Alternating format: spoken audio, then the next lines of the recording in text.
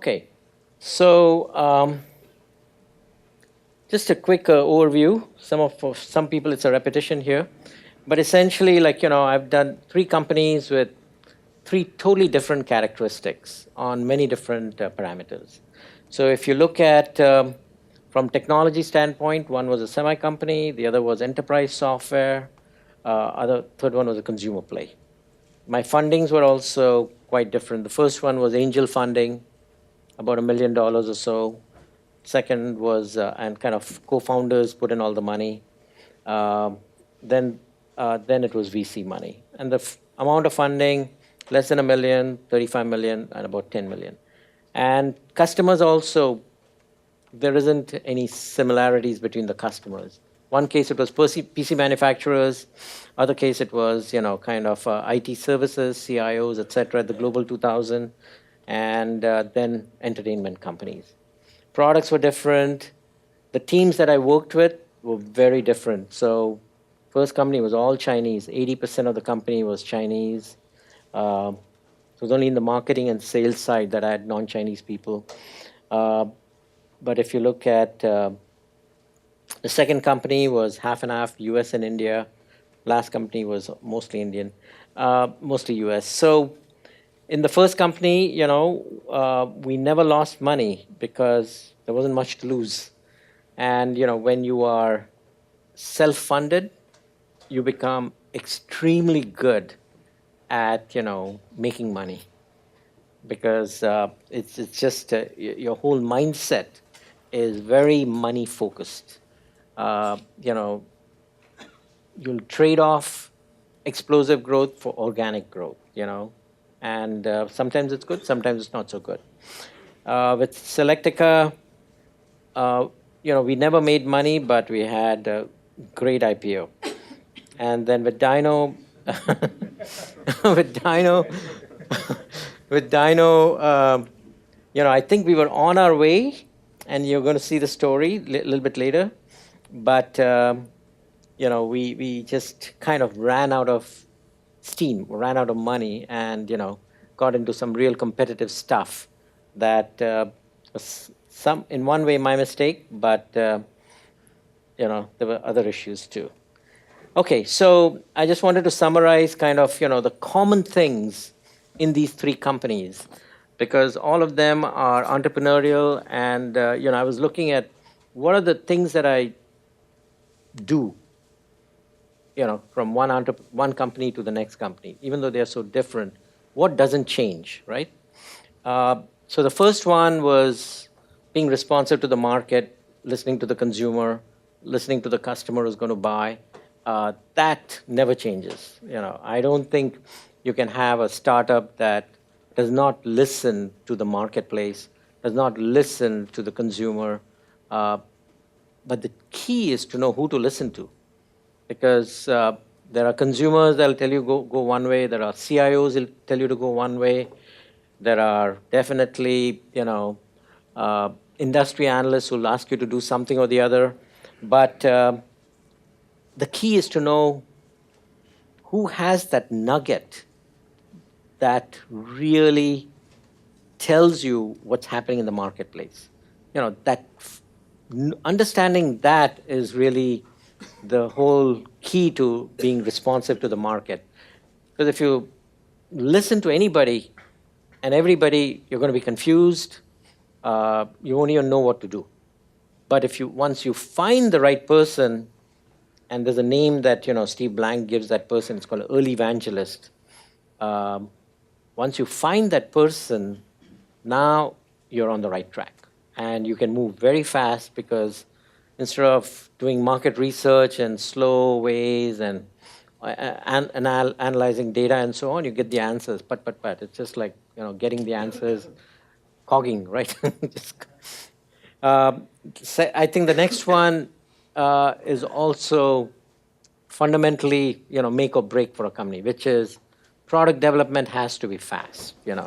You've got to have a team that is a A-grade team, and one that has great teamwork, that works very well between the marketing, the management, the customer, the feedback that's coming in from the salespeople, the engineering, it's got to be a very well integrated company, because product development team, because product development in a startup is not engineers writing code or engineers designing a chip or whatever. It's like engineers who are thinking of what they're doing, also listening to what the feedback they're getting from the marketing person. The management is keeping his ears open and saying, oh, Intel's going to do this, AMD is going to do this, IBM is going to buy this. This is a new industry standard that's coming out. This is the platform that's going to evolve, and this is the speed at which it's going to change.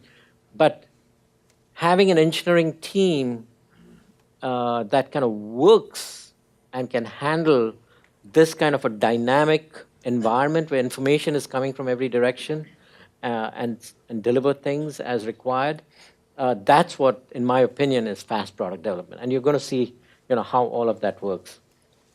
We talked a little bit about great teamwork, because that whole fast, yeah, go ahead, Ranjit. So a question back on your early strategy part of it, the finding the right nugget out of this chaos of the information. Could you give us some pointers on how did you get to that thinking? Because that's the key. Yeah, so I'll give you specific examples from the companies that I worked with. So that's a very, very difficult thing to do, but as the founder, CEO, or just a co-founder, that's your job. That's the job that the founding team has got, to know what is the right thing to do, at any point in time. Is there a process for that, or is it just a feeling and parameters? I don't think anybody has written a process down, so to speak, but and it's probably a worthwhile blog or somewhere that needs to be done. But I'll search for a blog or something, because basically, but I'll give you specific examples of how I found who I found, right? Competition, I've given you the book to read, The Sun Tzu Art of War, and it's just that, there is going to be competition. If there is something that's a good market with good profitability, good growth, good, roadmap, there will be competition. I mean, there is no such open space for anybody left, right? So knowing how to compete itself is an art, and there are ways by which. So typically, the most important thing is to segment the market, nicheify it, and be the best at one niche, then the next niche, the next niche, it's like playing Monopoly. It's like, really, it's like going ahead and building up, all the pieces that you need in order to then take the next opportunity that's out there. And then, the next is actually more about personality of the company, which, in my opinion, is that it needs to be resilient. So because there's going to be a lot of failures, sales is going to find it very hard to sell in the beginning. Every time they go, you got the best product, and yet the customer doesn't buy. Then you got the best price, and the customer still doesn't buy. And you got, because there are many facets or many reasons why somebody buys something or doesn't buy something. And as a startup, you have to go ahead and not lose faith in your team or your product or your vision and so on. But every failure is a stepping stone to learning, which will take you to the next step, right? Personalize your customer relationship. This is mandatory. You're going to be selling to people, right? You just sell to people. So unless you build up customer relationships with the people who are going to buy your product, it's going to be very hard to sell. And if you can't sell, you can't succeed. So, and there are going to be situations where you have sold them something and your product is not got the full functionality done or whatever, has got some limitations. You're going to need to get some time from them to fix the problems and get there. And so it's like customer relationship and interpersonal relationship is what will get you the extra time, get you the extra opportunity to get there. Total transparency, a lot of people don't get this one, and that's important because, human beings, a startup is all about being productive, having your team be productive. If your team is worried that, uh, they don't know everything about what's going on in the company, they are not going to be productive. So I think, in my opinion, what I've learned best is to just be open with the situation in the company, and by being transparent, you basically kind of, it's very empowering for the employees to feel that they're part of this family, and so that they end up taking the right decisions when you're there. And finally, the last one is, You mean transparency to the within the company, not to the customers, or what are you talking? yes, within the company. Yeah. In fact, you want the transparency in the company, because if you told everything to your customers, they wouldn't buy. Maybe, mostly. But the thing is that your employees need to be mature enough to handle the transparency. So what you have to do actually is to continuously educate the employees in company meetings. So every company meeting was, in a sense, psychotherapy, where you are educating them as the CEO and as the founding team or whatever, executive team. You're continuously educating them as to how to take good, mature decisions for the company, right? So, for example, like say you've gone ahead and not finished writing all the test vectors that are needed for your chip. If some of the bigger companies buy, they all want 99.9% test coverage and things like that. But to write that might take a year or so to get there.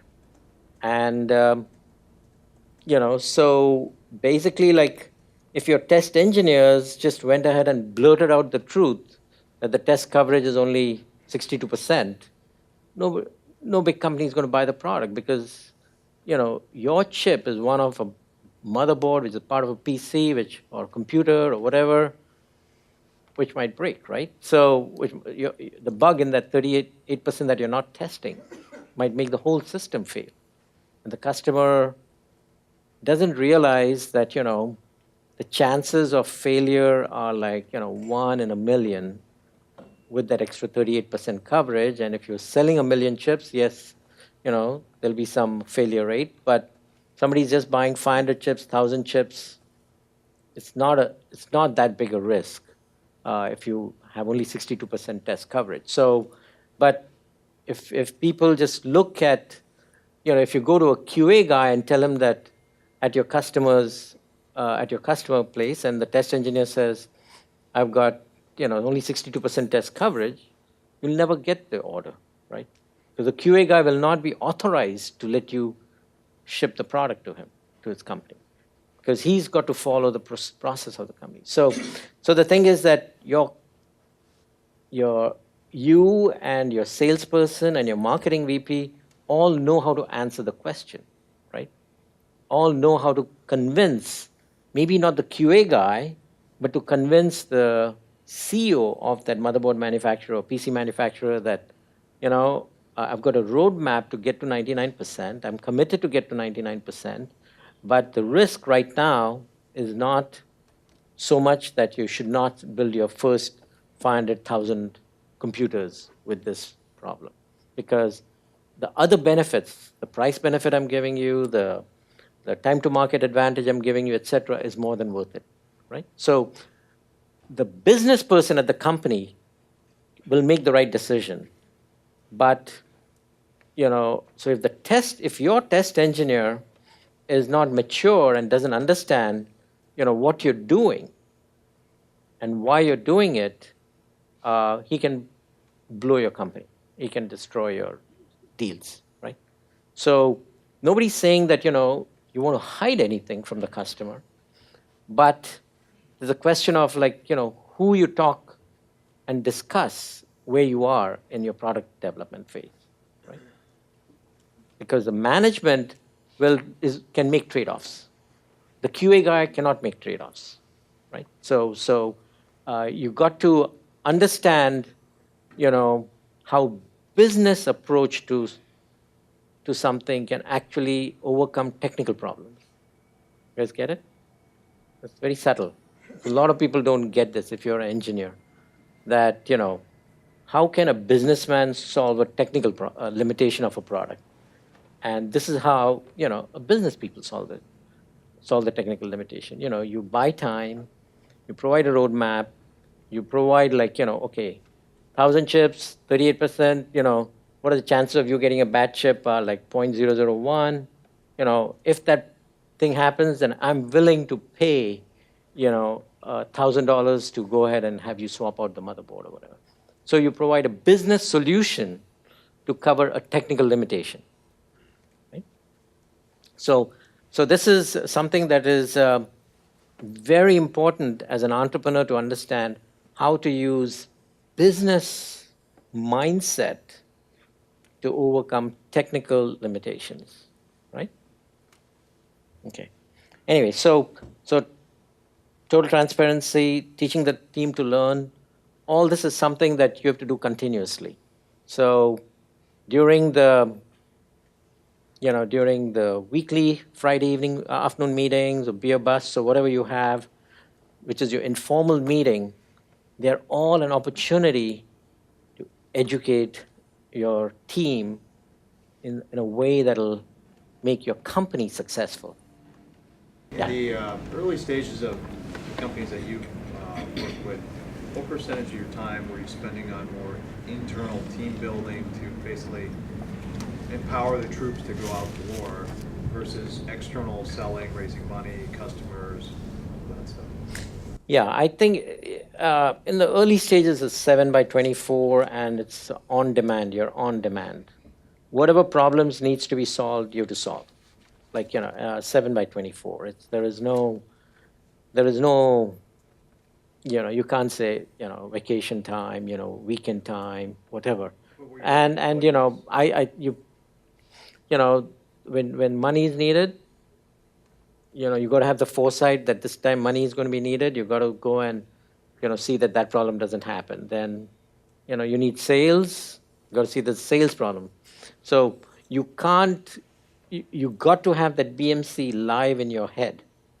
That BMC is so good because it is the one thing that ties all the moving parts of that company together. And that BMC, in a sense, we didn't know the word BMC till I started reading Steve Blank's book a year ago. But to me, the BMC is what we were already doing, because I had in my head, okay, there's this much money left, this is what our fab is going to ask for. This is the payment that's going to be required. I can get money from these customers on an early basis. I'll have to go and get these sales done if I'm going to get this kind of revenue 2 months from now. All those are the moving parts. And as a CEO, co-founder, CEO, I'm just using it as a generic term for kind of the leadership of the company. That founding team needs to be in sync on that model that represents your company. And I'll talk about one of the things we did not finish last week was a very important section, which is how do you make that founding team be in sync?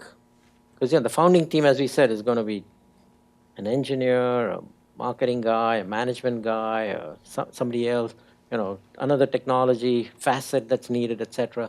So 4 or 5 people, but how do you keep them in sync? Because all of them can make or break the company. The whole company can bust if one of them, goes nonlinear, right? So, so basically, the approach that we took at Selectica and at Opti, and this is that we basically came to the conclusion that it was so important that the founders be in sync. We said that every Saturday from 9 a.m. or 10 a.m. in the morning, the founders will get together at the company every Saturday and have an open-ended meeting which can go from 2 hours to 8 hours to 10 hours, whatever, till every concern and every issue that any of the founding people have is agreed upon with a consensus agreement.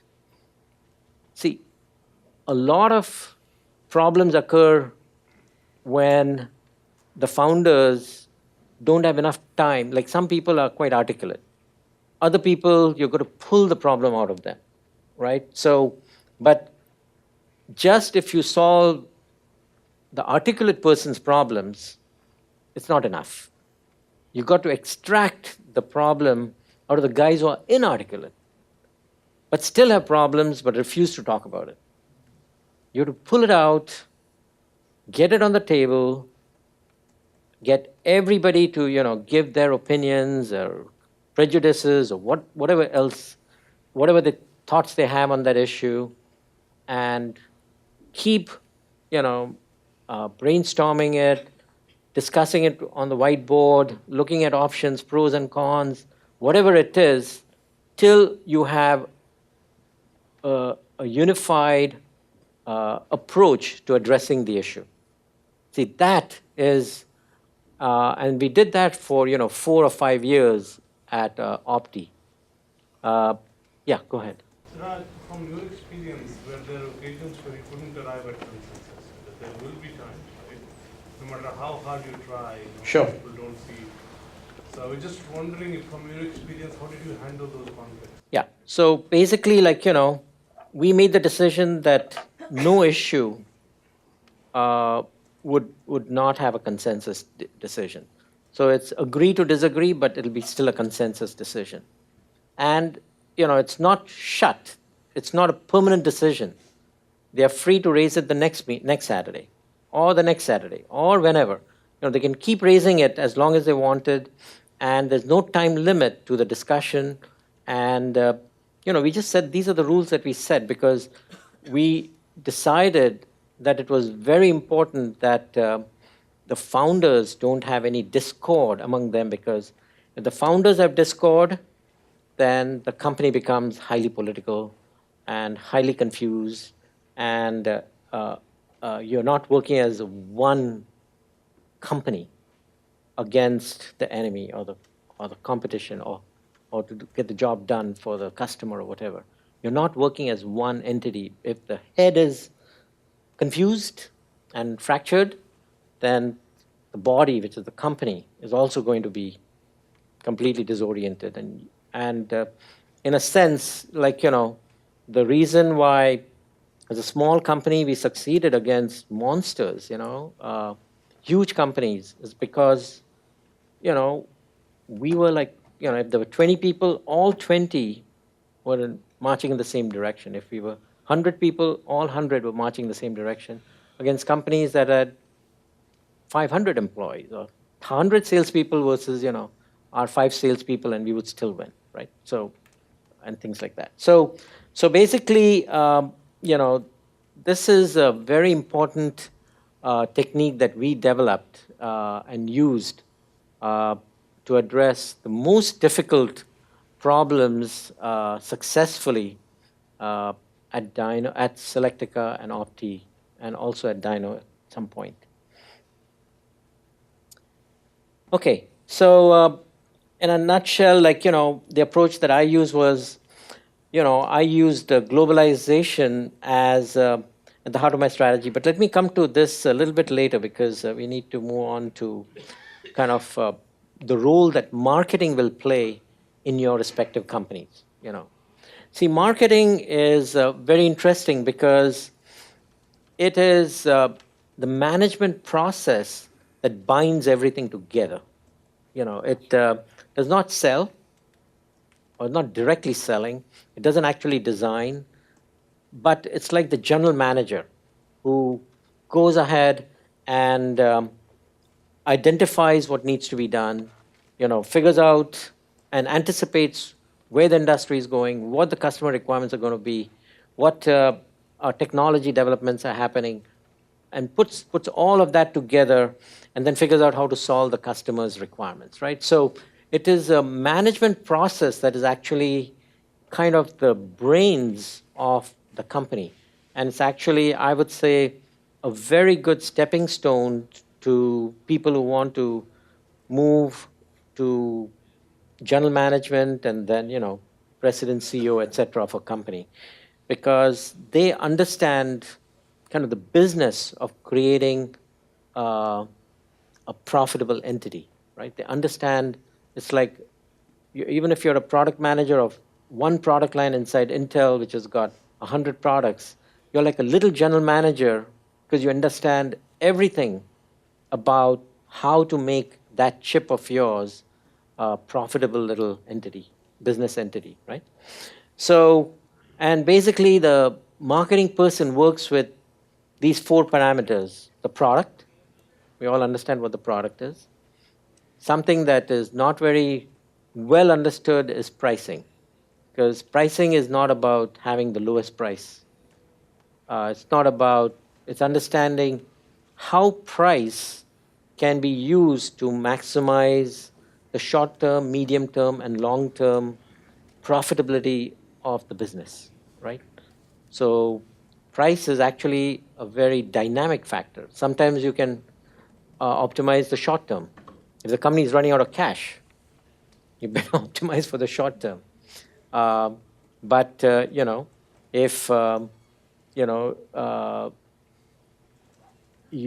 if you can, if you have an opportunity to maximize for the long term, which is what people like Google does, and or what Microsoft, the big companies do, now you can really have a new weapon against a whole bunch of other companies, because most companies are worried about quarterly results. And if you can figure out a way by which quarterly results are not important, as Google has figured out, and you know, they just tell the Wall Street, we don't care about quarterly results, right? That is what Larry Page has been saying since the time Google went public. And that was their strategic weapon against people like Microsoft and everybody else who might be behemoths, but they are worried about hitting the quarter. All of a sudden, you know, everybody has, every department in the company has to worry about profitability and things like that, while the Google product manager can execute strategic business plans, business strategies. They can be strategic about things by, you know, making decisions to buy YouTube, for example, or decisions to invest in Android, or decisions to invest in driverless cars. I mean, you know, they are basically giving their product managers the flexibility to do strategic optimization rather than short-term optimization, right? Now, every company doesn't have that luxury. And so go ahead. Yeah, I have wondered about that for quite some time. Yeah, Because I've listened to all these earnings calls, and sure. Google and Tesla stand out Yes. in terms of their almost borderline indifferent attitude towards analysts. Why aren't other companies following it? Because they can. I know it is an impact 1 quarter, 2 quarters, whatever. But somebody has to make a decision saying, like Microsoft, when they went from Windows to cloud, they could have said, "Hey, I'll be investing a lot. From now onward, I'm not giving any quarterly predictions on revenue." Why didn't they do that? Yeah. So basically, it all built. In my opinion, it's all about, you know, your reputation with your investing community. the people who are your investors. The shareholders that own your company, right? They own you, basically. But it's your relationship with them. So if you look at Elon Musk, he has a reputation of creating breakthrough products. He's done it now 3 times, right? From PayPal to SpaceX to Tesla and things like that. So, now when he decides that he's going to put in a $5 billion battery company, who else would do it, right? And if any other company whose revenues are like $1 billion and he's putting in a $5 billion battery plant. Now, only Elon Musk, if Elon Musk suddenly died in a car accident, Tesla would be toast because it would not have the credibility of Elon Musk to go ahead and take these bold, strategic optimization of revenue game plan. So actually, we had a case like that when I was in the PC industry about 20 years ago, where there was an amazing company where they were one of the earliest in the PCs to come out with a PC and so on, a compatible PC, and they were taking off like a rocket. And the CEO ended up, he loved to drive fast cars, and he crashed his car and died, right? And he died, and 3 months later, this fast-flying, one of the top 2-3 companies that was supposed to succeed in the PC market, like Dell, the whole company died. So the way I look at it is, even Google, right now, the investors are betting on Larry Page and Brin's credibility that they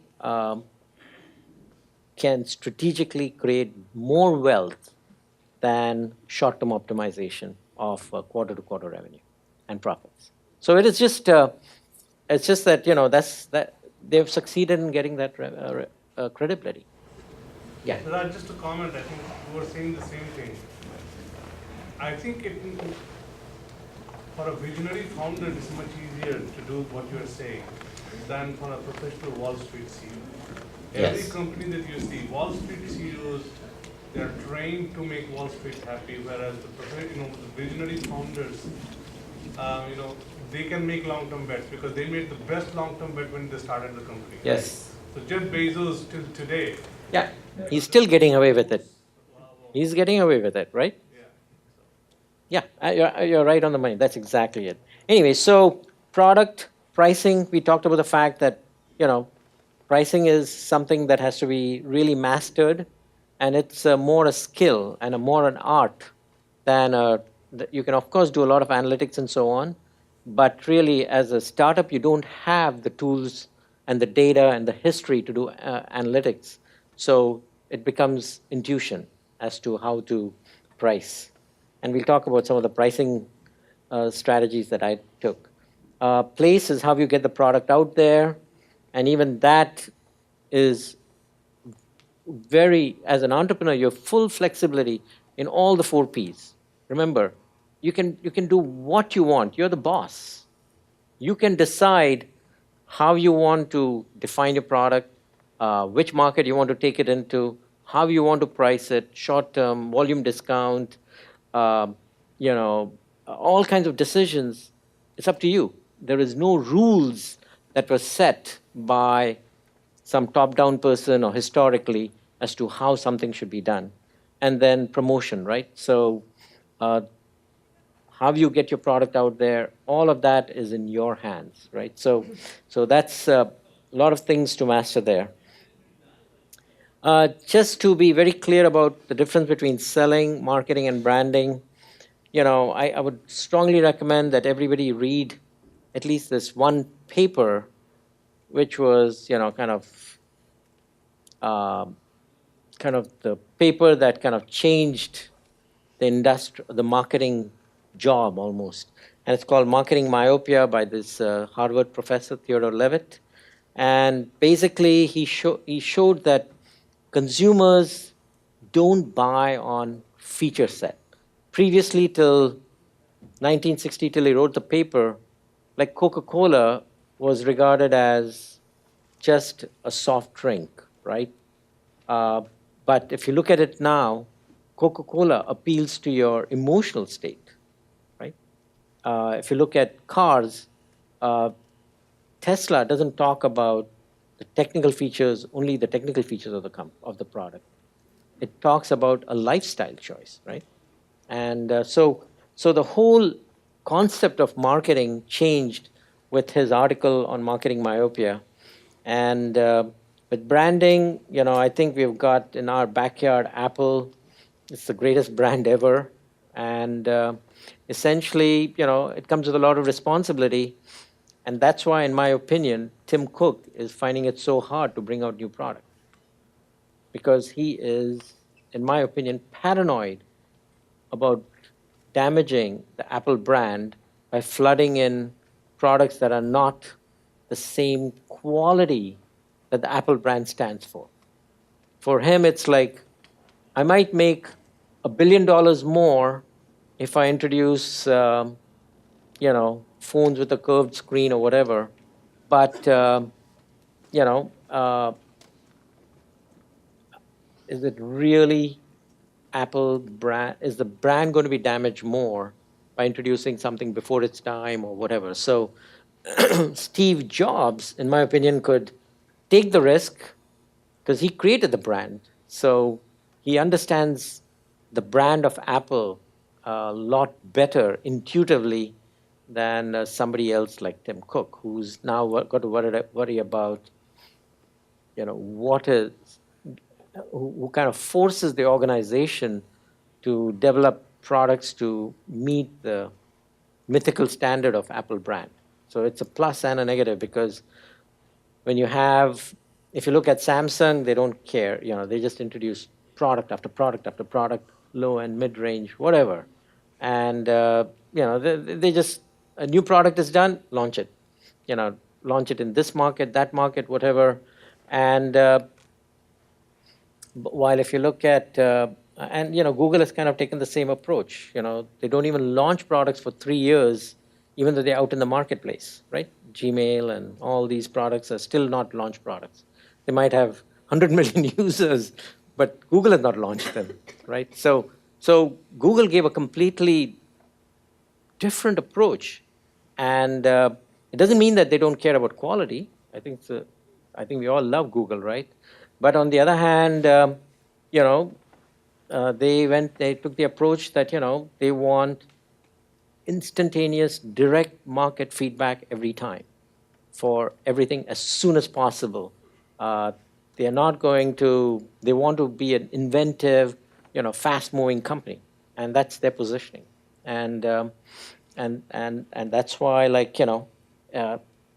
they can flood the market in hundreds of different product lines and fields, while Apple, the world's most valuable company with $600 billion market cap, can only come up with 4 products a year. I mean, isn't that amazing? Obviously, each of them is a blockbuster. But I look at those, I think they've got close to 20,000 or 30,000 engineers. And to be only allowed to launch 4 or 5 products a year, how painful it must be for the engineering department and for the marketing department and for everybody who's working there. It's painful. And I personally like to get customer feedback and launch new stuff and see the excitement in the customer's eyes and so on, because that turns me on, right? But There's an old joke that when Jobs was alive, there was only one product manager at Apple. yeah, exactly. Yes. Okay. Okay.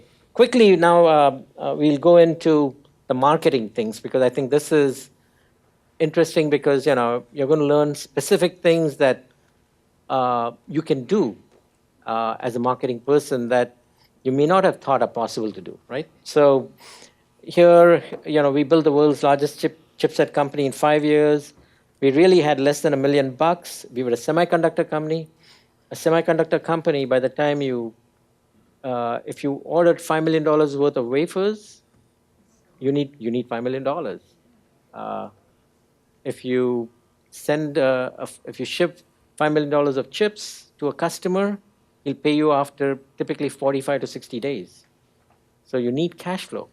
And it's typically semiconductor companies are cash flow driven companies. And here's $1 million. With less than $1 million, we decided to be a chip company, semiconductor chip company. And these were all our competitors. They all wanted to own the chipset market. But in 5 years, we became the world leader. 25% of the market, had all the companies from the biggest to the smallest, and took the company public. So the question is like, how do you do that? So, the first thing that we did when we started the company is that I did and this is why marketing is important, because only marketing can have insights. I'm not saying the engineers can have product insight, technology insight, but the marketing person can actually visualize the future, right? So basically, since I'd been in marketing at Intel and chips and so on, the big companies who are my competitors now, I knew that, every time they develop a product, they're going to give it to all the big American and European companies. That's going to be, and their goal would be to get IBM to design in their chip, or get Compaq to design in their chip, and so on, or HP. And basically, the Far East manufacturers, people who make Me Too products, clones, etc., they would be given the cutting-edge products 6 months to 9 months later. So they wanted to give their big companies, chance to establish, the name brand product, the marquee product in the marketplace first, and then the clones can come in afterwards, right? So that was the game plan that all the big companies, and since I'd worked there, I knew that was their plan. So when we came up with our cutting-edge chip, I made the conscious decision that I'm not going to even spend 1 day selling a product to IBM, Compaq, any US manufacturer. I said, you guys are not going to get access to these chips. And I told the Far East guys that, look, I've got the best chipset in the marketplace. I'm not going to sell it to the big companies right now. I'm going to sell it to only you guys. So here's your chance for the first time in the industry to be first to market in a new PC category with the fastest PCs and the fastest this and that. And, first of all, they were shocked that, somebody would do that. You have the fastest chip and you're not selling it to all these big companies. And, we said, nope, we're going to sell it to only you guys. So, and this is your opportunity. And by doing that, the first time I took my chipset, and we were just about 8 or 10 employees then. We developed our 386 and 486 chipset. I had about 10 or 15 motherboards, test motherboards ready. And, I'd ordered some 5,000, 10,000 chipsets. And I went to Taiwan. I used the strategy. I visited, the top 10 manufacturers of motherboards in Taiwan. And I came back with 7 of the 10 people committing to use my chipset.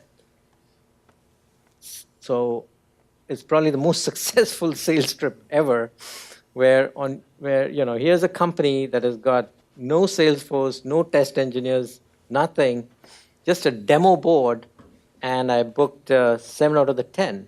And what I did was, 2 months later, was Comdex. And Comdex, there are 100 motherboard manufacturers who are scattered all over, all A, B, C, D, and so on. And I knew that most of those 90 other guys, besides the 7 or 10 people that had signed up with me, are going to be struggling to have a 386 33 megahertz motherboard or a 486 motherboard.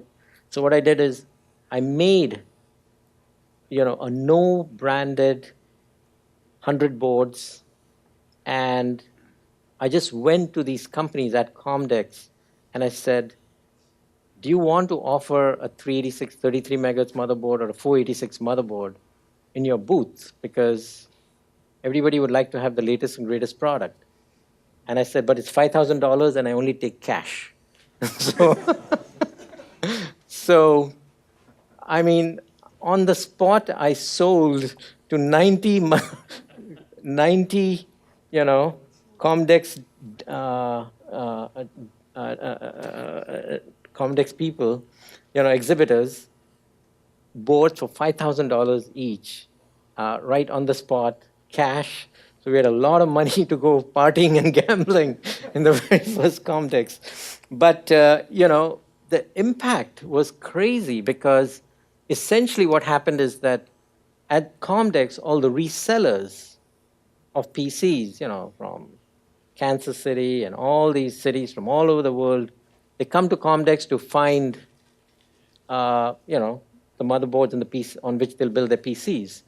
And they went to all 90 of them, and everywhere there was only Opti motherboards for the top-end product. So instantly, after developing our very first chipset, we became the industry standard. And my revenue went from 0 in the first year to $25 million the next year with $19 million of profit, because essentially, all the people got orders from their resellers to make 100 PCs, 1,000 PCs, 10,000 PCs or whatever. And, there was no other competition. And, essentially, we just, became an instantly recognized successful company from that very first event. Yeah. As you think about sort of that distribution model and how Yeah. you went about it, canvassing the possible channel partners, and you hit up 90 vendors versus another approach, maybe going to one or two of the large U.S. vendors. So how did you make that decision saying, I actually want to go broad versus I want to go deep with a much larger entity and perhaps have to give up more but have de-risked it somewhat? Yeah. So it's a very good question because that's really the approach that almost 99% of the companies would take. And that would have failed completely for me. The reason is because in all the big companies, buying semiconductor chips for a high volume PC product from a company that has got no money in the bank, semiconductor company that has got no money in the bank, I'll fail the CIO's test, I'll fail the QA guy's test, I'll fail the marketing guy's requirements. There's no way I could have succeeded. I was not viable on any of the parameters on which a big company buys. So it would have never worked. Engineering might have liked me, but the product would have never gone into production at the big company. Basically, And you this is wanted something. cash Basically, you wanted cash for the party. There you go. I just have one comment to that. Yeah. And that's actually a good question. What I have found is when you go after customers who are doing business with the larger companies, I can bet 99% of the time the information will go to their current incumbents. That's another. So what happens is they dilly-dally the deal, and then they go and say, hey, Cisco, I'm getting this feature, will you give it to me? So that's the reason some of the Ciscos of the world continue to win deals, because the customers go and tell them, I want this and that, and delay the startups. Right. Yeah, that's another very, very good point. Yeah. So, this marketing strategy is brilliant, but what was your secret sauce in your product development that you are able to get ahead of other chipset manufacturers and getting a motherboard ready so quickly? Very good. Very, very, very good question. Point. Right. So basically, there's something. So here also, basically, my engineers came up with a brilliant idea, right? So the brilliant idea was the following, which is Intel was coming up with faster and faster microprocessors. And Intel wanted to make their microprocessors into the highest performance PC. So they wanted, very sophisticated cache subsystems to go with the fastest microprocessors. Now, so what my engineers did, and this is what's great about Taiwanese engineers, is that, they are always looking for quick, short-term hits, right? So go to Fry's. Look, you can find so many, USB hubs and this and that, but they're all got a tweak here and a tweak there and something, they all got some angle, right? So I had 3 Taiwanese engineers who were my co-founders. And these engineers came up with the idea that why don't we go ahead and integrate the simplest cache controller inside our chipset. And because it's the simplest cache controller, what we will do is we'll have a much larger external cache. So it's a direct map cache. It's not a two-way cache and things like that. It's just a simple direct map cache. And so the logic for that is very simple.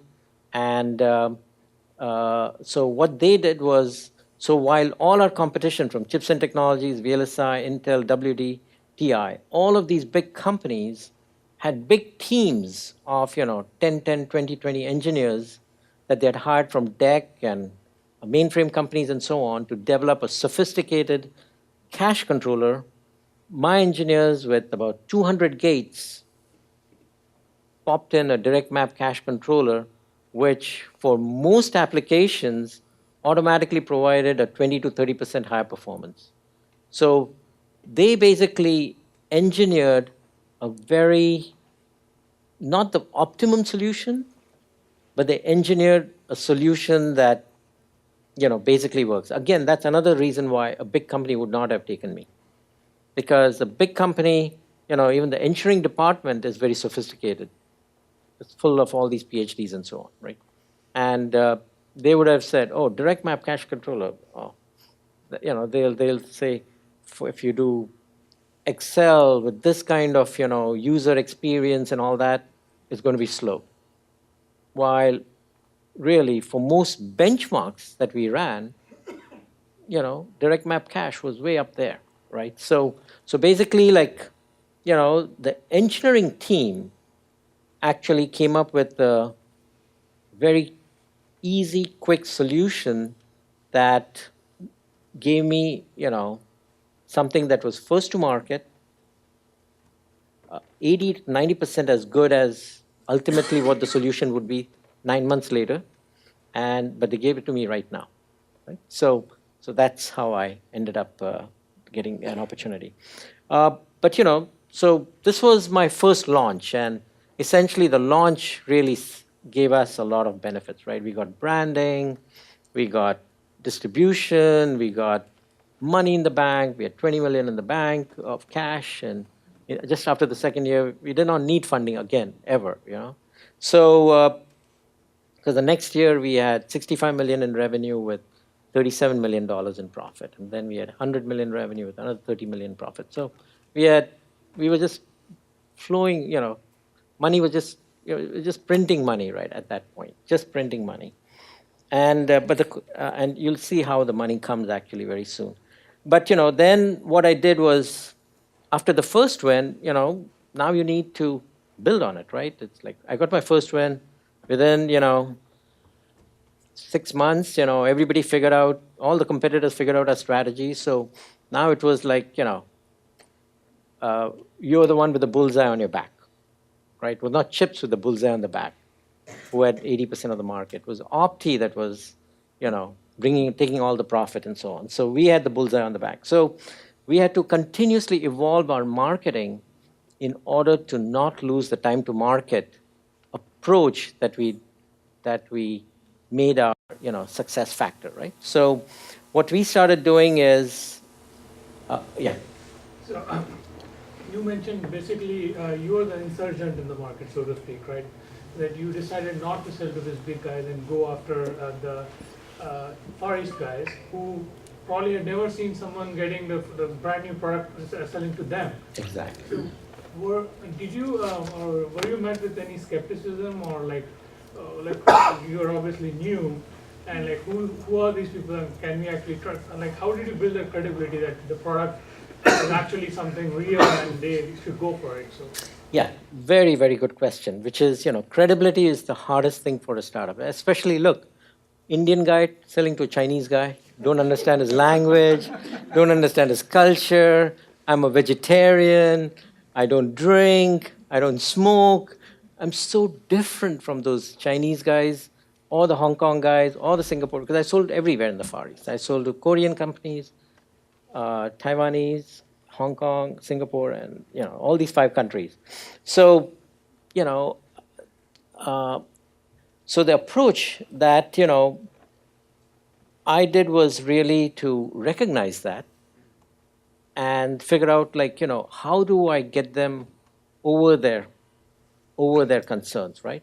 So basically, my approach was to essentially take demo boards, like all my competition. And traditionally, all semiconductor companies, every time they launch a new chipset, they would drop a 100-page manual or 200-page manual on this Taiwanese engineer or Korean engineer's desk, and the guy doesn't know English. And they'll drop that on his desk, and they expect people to spend the time to learn their chips and so on, and then design it in and so on. So I said no manuals. So I got rid of all manuals. And essentially, I would actually walk in just with the board, with a board that's basically a standard PC motherboard, and tell them, try it. And that was my selling tool. So, proof is in the pudding, right? You don't care about how the pudding is made and all that stuff. You just don't taste it.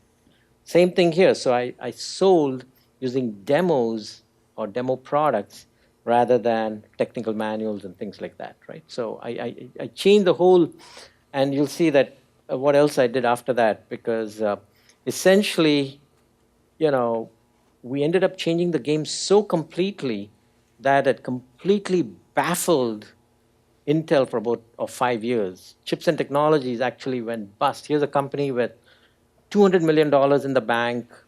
They owned 90% of the market. They created the chipset market. 3 or 4 years later, they are bankrupt, right? Because they lost everything. Because they could never change to the speed at which the game was being changed. They try. Finally, the marketing salespeople say we cannot sell. The sales comes down, and nobody designs in their chips. And finally they do investigation. They say, oh, we have to make motherboards and demo motherboards. By the time they make that, we have done something else.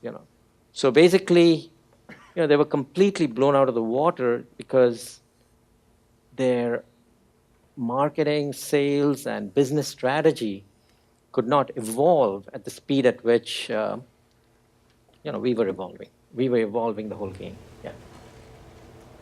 So I don't understand the semiconductor technology or business that well, but generally speaking, there is always a concern of when you are attempting to sell in China and Taiwan and other countries, including India, they could just easily copy and run it.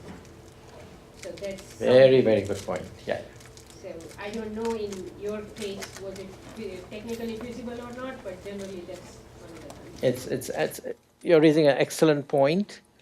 And remember that a lot of our engineers were Taiwanese, and they had all aspirations of starting their own company with their cousin who's sitting in Taiwan or whatever.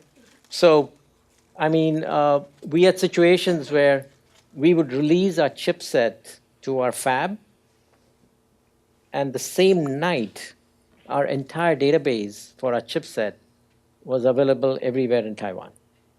Because our engineers would ship one chipset schematic or wiring diagram to the fab. With their next keystroke, they send it to their friend in Taiwan who's sitting at home trying to come up with a competing chipset. So it's a fact of life. It's just so the thing is to realize that you can't change, you can't fight IP theft in a global market. America is trying, I mean, Cisco's trying, with Huawei, et cetera. Have they won anything, right? So the point is that you ultimately have to win on the business front, right? You have to win on the business front. You have to accept the reality that things like this will happen and can happen, and you don't want to have it happen all the time. So you'd obviously stop it and do a lot of things to slow it down and so on. But the thing is that if it happens, it happens, and you've still got to figure out how to win in the business. And ultimately, you've got to create a brand, because brand is not easy to copy. So Opti brand became very important. So you take the whole standard marketing approach, tactics, branding, then you use volume pricing, because we already had so much volume.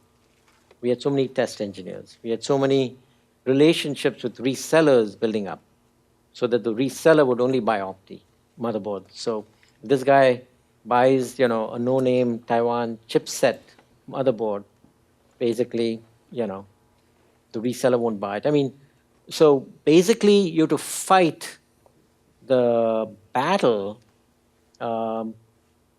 knowing that IP theft, especially with the Far East, is a fact of life. I mean, Google suffers it every day. I mean, all big companies suffer it every day. But they still, use other marketing tools, because marketing is not just product. It's also pricing. It's also promotion. It's also branding. It's also, so you have to use every marketing tool in the bag in order to continuously win all the time. Yeah. So, like Google and Apple, obviously, it's a different game. It's a big company. Google did marketing slightly differently. YouTube did marketing differently before. In taking your case, right, I think big companies, from the startup perspective, I'm great. Those guys have lots of money. They can do a lot of different things. From a startup perspective, and as you went through this, from the 4 P's perspective, which was the main thing that helped you? Or which was product a bigger leverage versus the replacement strategy you did, or was price the leverage? What? Well, as you'll see, it's totally dynamic. It's totally dynamic. And as a marketing person, you have to be a master of using every weapon in your bag. Sometimes you use product. Sometimes you use pricing. Sometimes you use time to market. Sometimes you use, a promotion, So you have to use all of that continuously in order to keep, the game going. And so initially, obviously, we used product with time to market, right? But then, as you'll see, we have to use other strategies, because at some point, everybody figures out what you've done with your product. Product copying and engineers are very, very good at, quickly catching up once something is done. So you can't stay with that. So you have to come up with the next marketing strategy. You have to work with the BIOS vendors, with the partners in order. That's why you look at the BMC, there's partners, there's infrastructure, there is so many, the 9 different parameters that you can play with. You can play with short-term profit versus long-term profit, because now we had lots of cash in the bank. So we could enter a market at a very low price from day one, while our competition was, would have to earn their way to, so they would have to sell it at a high price in the beginning, because they don't have the depth of resources that we had. Then we went public, so we had even more cash. Then, by the time our 3rd or 4th generation chipset came, I said that, now we flip the game on the Far East manufacturers. And instead of selling to the Far East manufacturer, I sold only to Dell and HP and Compaq. So I completely flipped the game on them.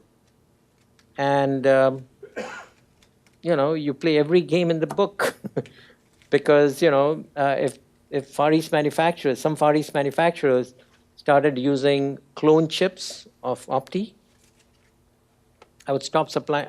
I don't have to face antitrust in Taiwan. Just because you ask for a chipset, I don't have to give it to you. There is no antitrust laws in Taiwan. So I can play their game too. I can play that game also. So I have to play every game under the sun. As an entrepreneur, you play every game. As a marketing guy, you play every game that is appropriate to, at that point, to succeed. In very, very early stage, do you think it still holds always in different ways, whether product comes first or promotion comes first? Well, I personally think that, you will, you've got to have something in your product, in my opinion, right? The product has to have something. But then how you spin it, how you position it, how you build your customer relationship, and how you get credibility with your customer, all that is up to you, to the marketing genius that you have, right? Yeah. Did you use your popularity to increase the prices on your products, and whether it's a good strategy? Absolutely. You'd use everything because, it's all about profitable business, right? So basically, we would always get a premium against a no-name company. So once Opti became a brand name, we made an additional 10-15% margin just because we had the quality, just because we had the reputation. But, with the reputation, to keep the reputation up, we also had to hire engineers who wrote that 99% test coverage. We had to buy some expensive $1 million Teradyne testers and all that because we wanted to have reputation for high quality. And then, I wanted to break into the big companies.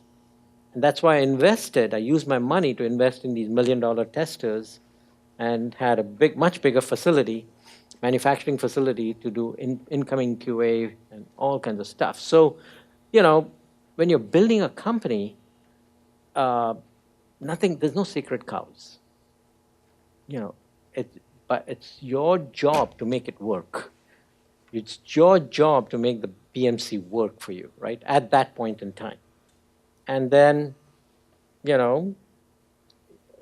6 months later, something changed in the micro environment.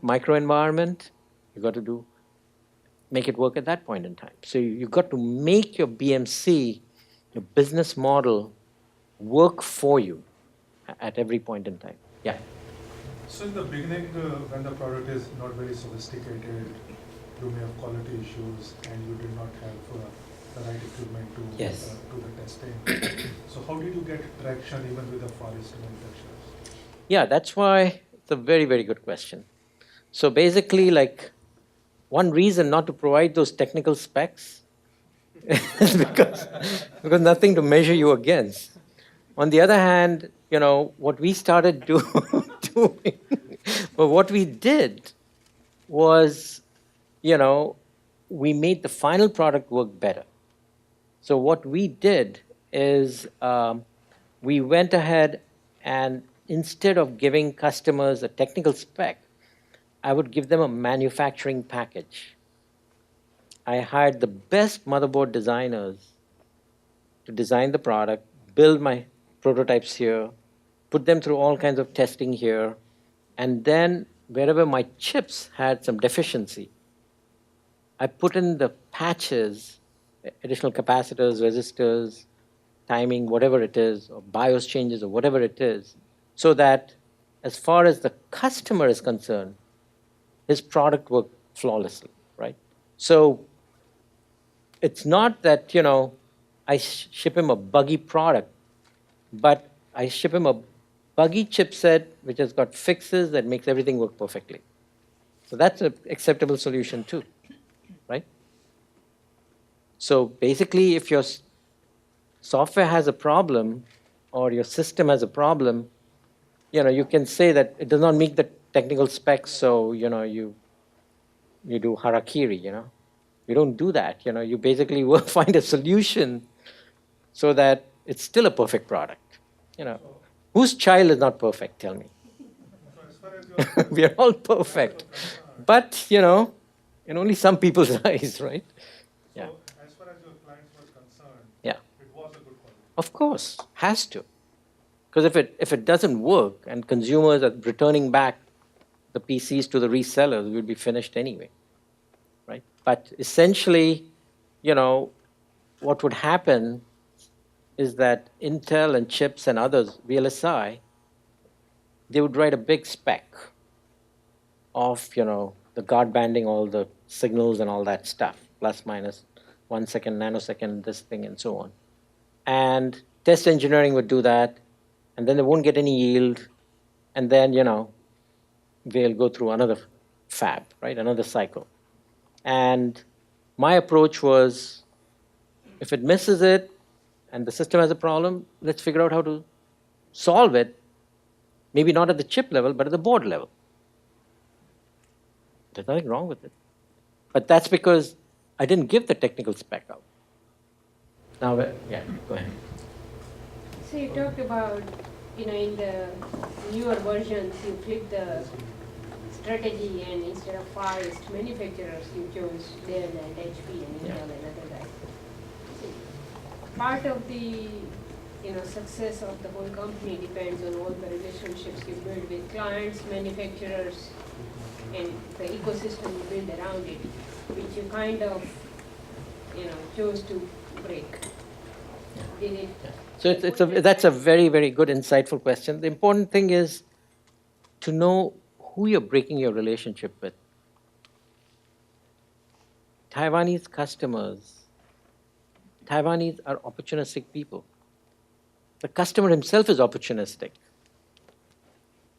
I'm not breaking relationship with somebody who's like a, you know, non-opportunistic, long-term thinking, you know, strategic partner like IBM or somebody, right? With all of these companies, they've got long memories. They're like elephants with long memories. The Taiwanese are like rats. I'm joking, but it's a fact that, you know, they're opportunistic.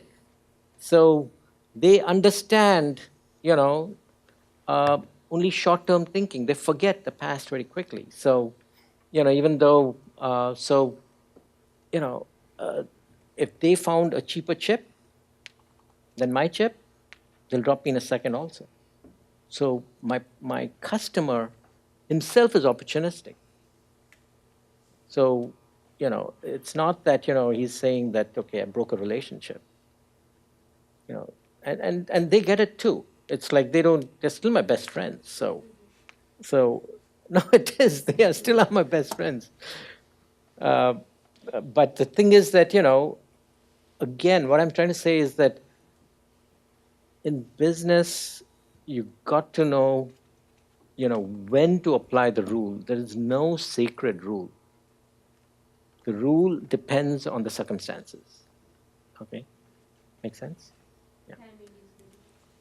Yeah, it's the circumstances. So just as I said that, you know, a bug in a chipset can be solved with a business solution. Right? So I had a question, right? I think the first slide or something, you said your first company was 80% Chinese and the second was 50-50 Indian US. So did that have, you know, a big influence on your, you know, reaching into the Far East market? Or was it more your marketing strategy, your product, and your marketing team? Very, very good insight. So basically, like, you know, I had a natural advantage since they were 80%. My 3 co-founders were Taiwanese. You know, I could take them to Taiwan with me. And I would leverage the fact that even though I'm VP of Marketing and Sales,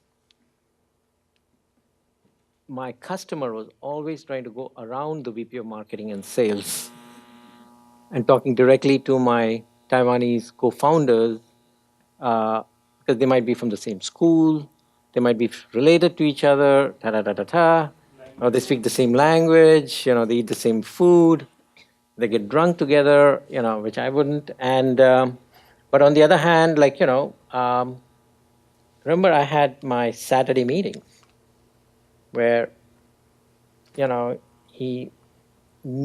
I would ask my co-founders, did you make any private deals? And, you know, they would have to cough up. And you know, because they also get pressured.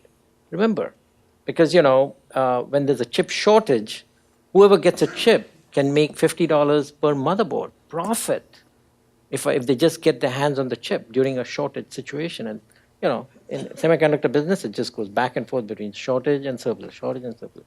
So, so the thing is that you know, it's like hundreds of thousands of dollars can flip, you know.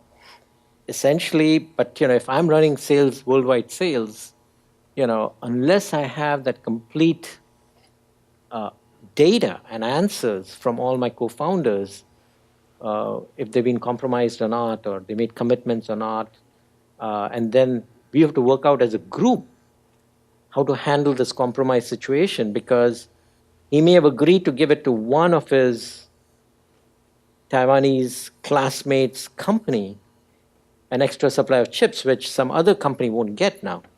Now, like, how do we handle the situation? And so, you know, unless we had that consensus decision of how we are all going to handle it, it would have never worked. So everything comes together, right? Guys, did you ever come across a situation where you used the pricing as a strategy to build the brand? So you are, rather than going down on the price, you are increasing the price to further strengthen your brand. Any such? Instead of competing by going down on the price, yeah, you are going in the reverse pricing, which is increasing your price and building a brand. Yeah, so doing basically premium product strategy, right?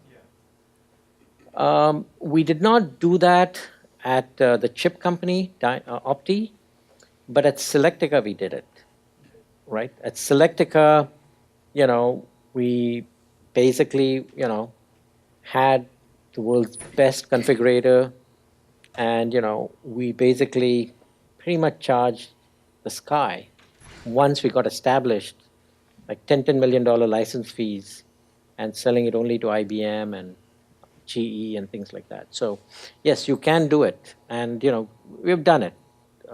But you know, in general, entrepreneurs rarely have that opportunity, you know, to use premium pricing, just because you know they've got so many other problems to solve in terms of just getting the customer, getting the PO, getting the product out there, getting a reputation built up, that you know, those parameters are more important than making an extra buck. Raj? Yeah. You had talked about, you know, arriving at a good solid BMC, right? How do you know that you have reached that point? I mean, how do you know that the BMC model you have drawn is the right one for your business? Well, to me, like, the BMC is, you know, is the company business working? Is the business actually working, right? Is really what you're looking for, right? So, and the BMC is basically something that allows you to communicate to your co-founders and your executive team and the whole company as to why this is the approach that we want to go with. So it's a nice tool, actually. It's a tool, but it's you know, in a sense, to me, the BMC is going to be in your mind. It's going to be in your brain all the time, and you're just going to be, what if I increase, you know, price a little bit? What if I order a few more chips? Or what if I, you know, spend more at Comdex? If I do, you know, more PR? What if I do, you know, what if I do a strategic deal with Compaq? What if I do this? You know, you're continuously playing with that. You know, what if I give Compaq 30% of all that I produce? Then I only have 70% left for the rest of the market, but Compaq is going to drive me to the lowest price right from the beginning, because they want million unit pricing from day one, while, you know, from Taiwan you can get 5,000 unit pricing, which is 2x the profitability.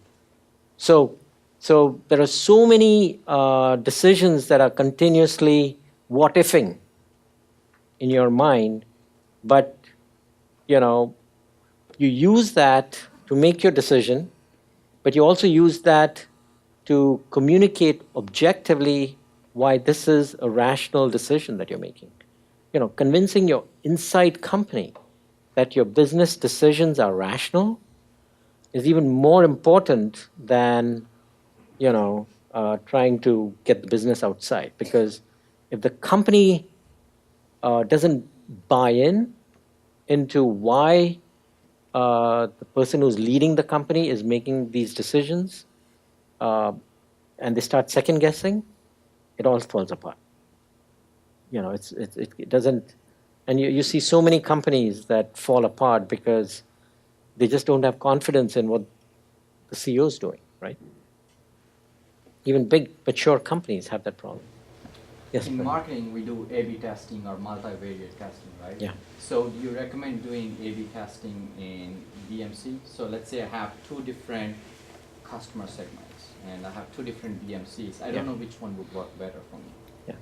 Yeah, so what I would say is that, ultimately, you just want to get to the right answer. It doesn't matter, and you have to use whatever tool you can. If A/B testing you think is the way to get it, use that. But, in my opinion,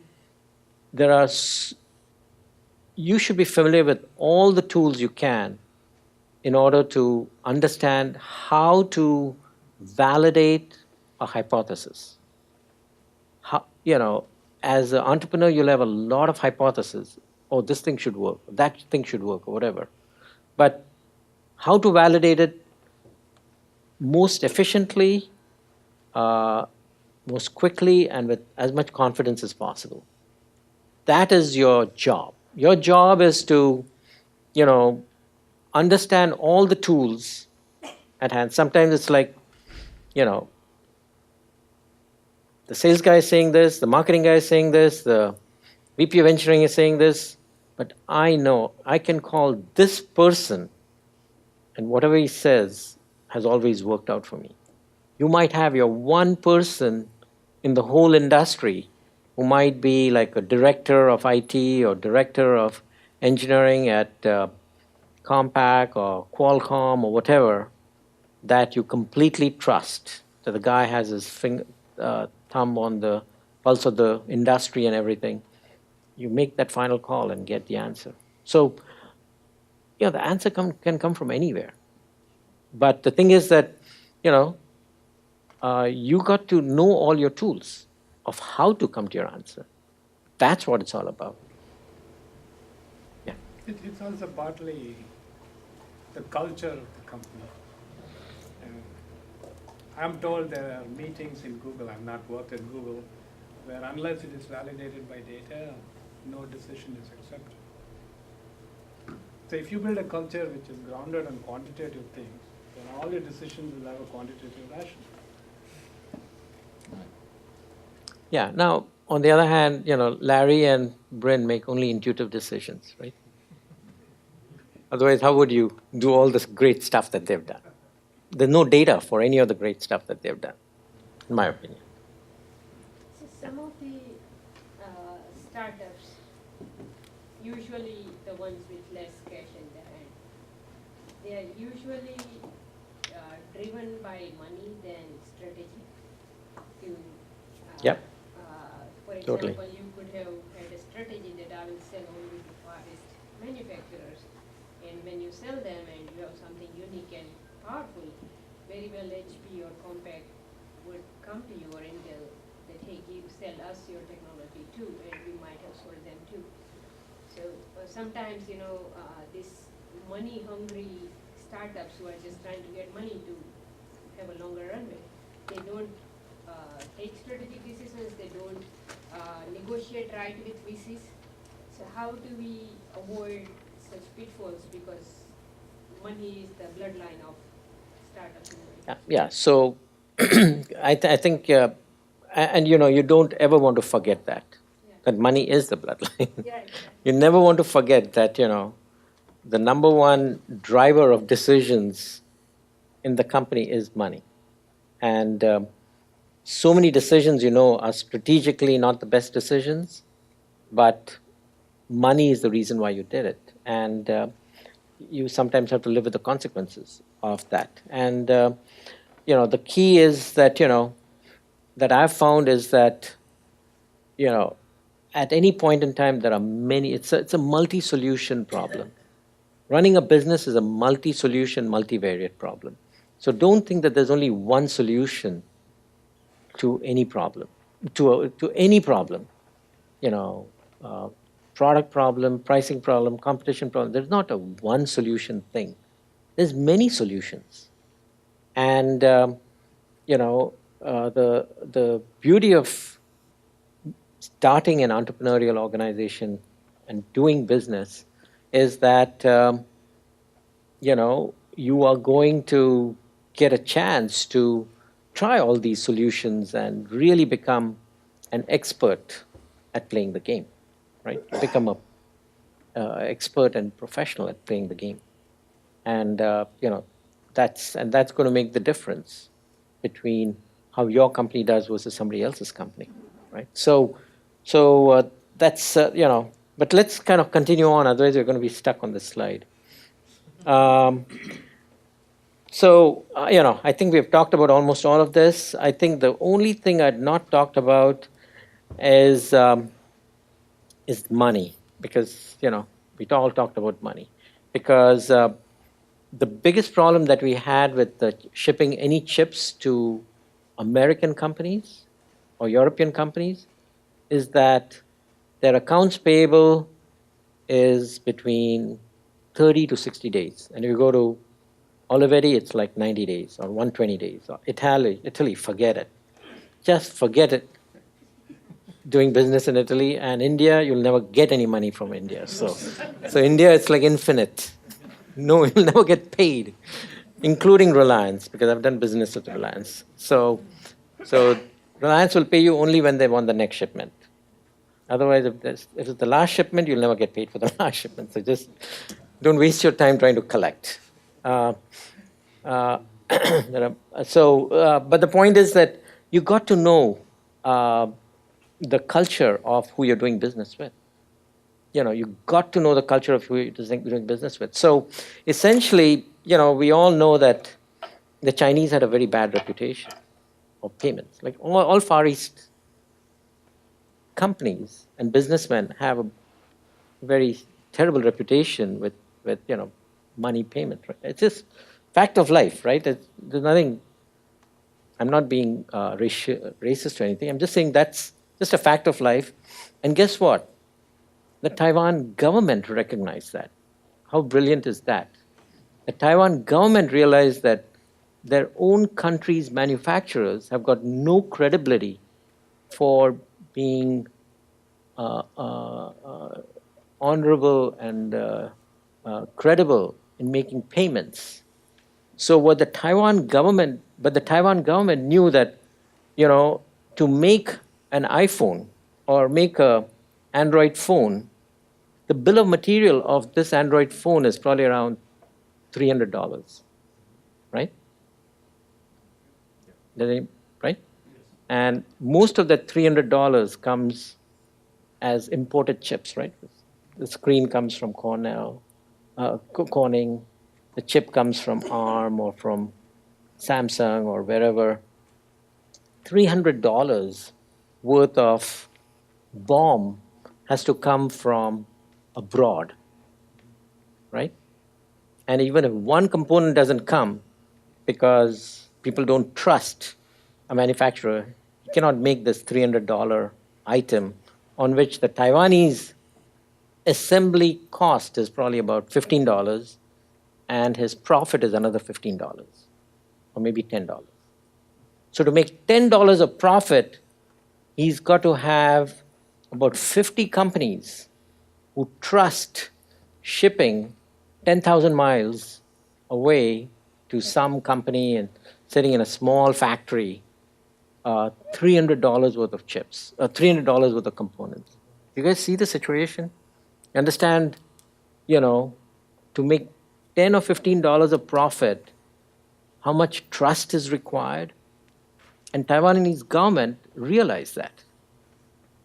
So what the Taiwan government did is that it created the LC system, letter of credit system. And then they created a bank called Bank of Communications, which is the Taiwan government bank. Because the Taiwan government has got almost $200 billion of foreign reserves. So they got enough cash.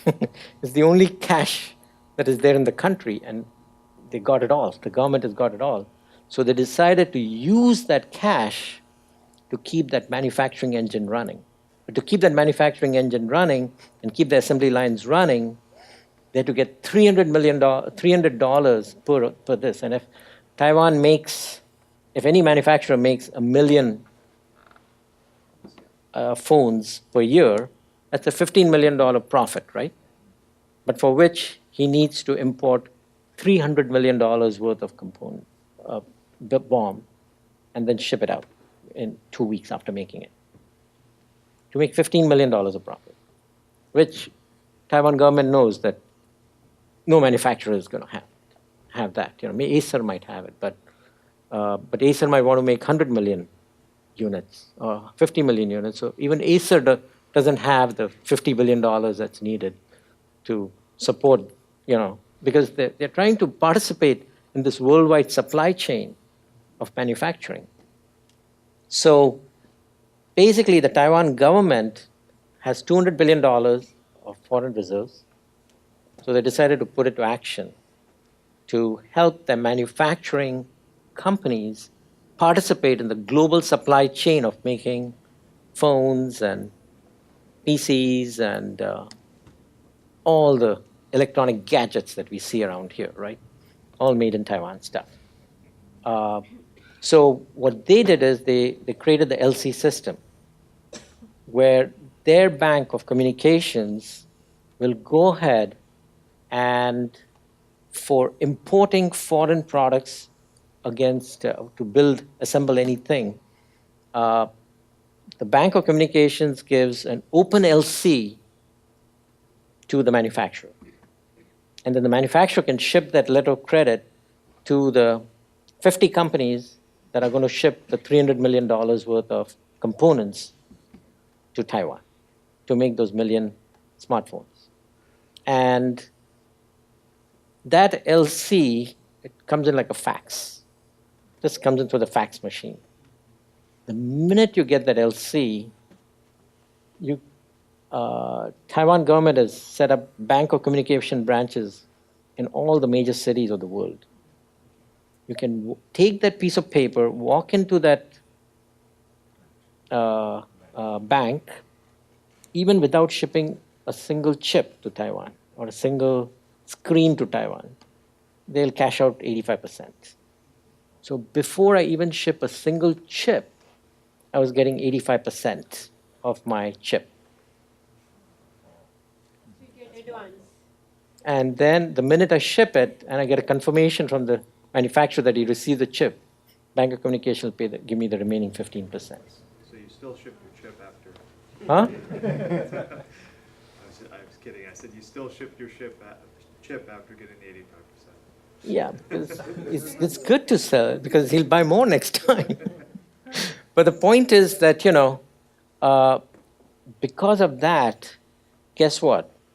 Taiwan manufacturers now have the ability to compete and participate. Why compete? Just participate in the iPhone or the phone assembly business, in the PC manufacturing business, and so on. But the great thing that they did is that they allowed everybody in the world to ship product to Taiwan and to be happy shipping product to Taiwan. Now, would I rather ship it to Compaq, who's going to pay me in 65 days, 60 days, or ship it to somebody where even before I ship the chip, I get 85% of the money? Who will I ship to? Tell me. And that's the reason why Taiwan became the manufacturing powerhouse of the world. That's the reason. Like every other country doesn't trust their own manufacturers and to go ahead and you know, make the products and then, you know, ship it out and so on. But if without handling the cash flow situation, Taiwan would have never become the manufacturing powerhouse it became in the whole world, right? And that's how, I was telling some people in India that I hope somebody in Modi's government understands that if they want to make India a powerhouse in manufacturing, they have to learn, how to handle these kinds of problems. Would anybody ship $300 million worth of components to an Indian company?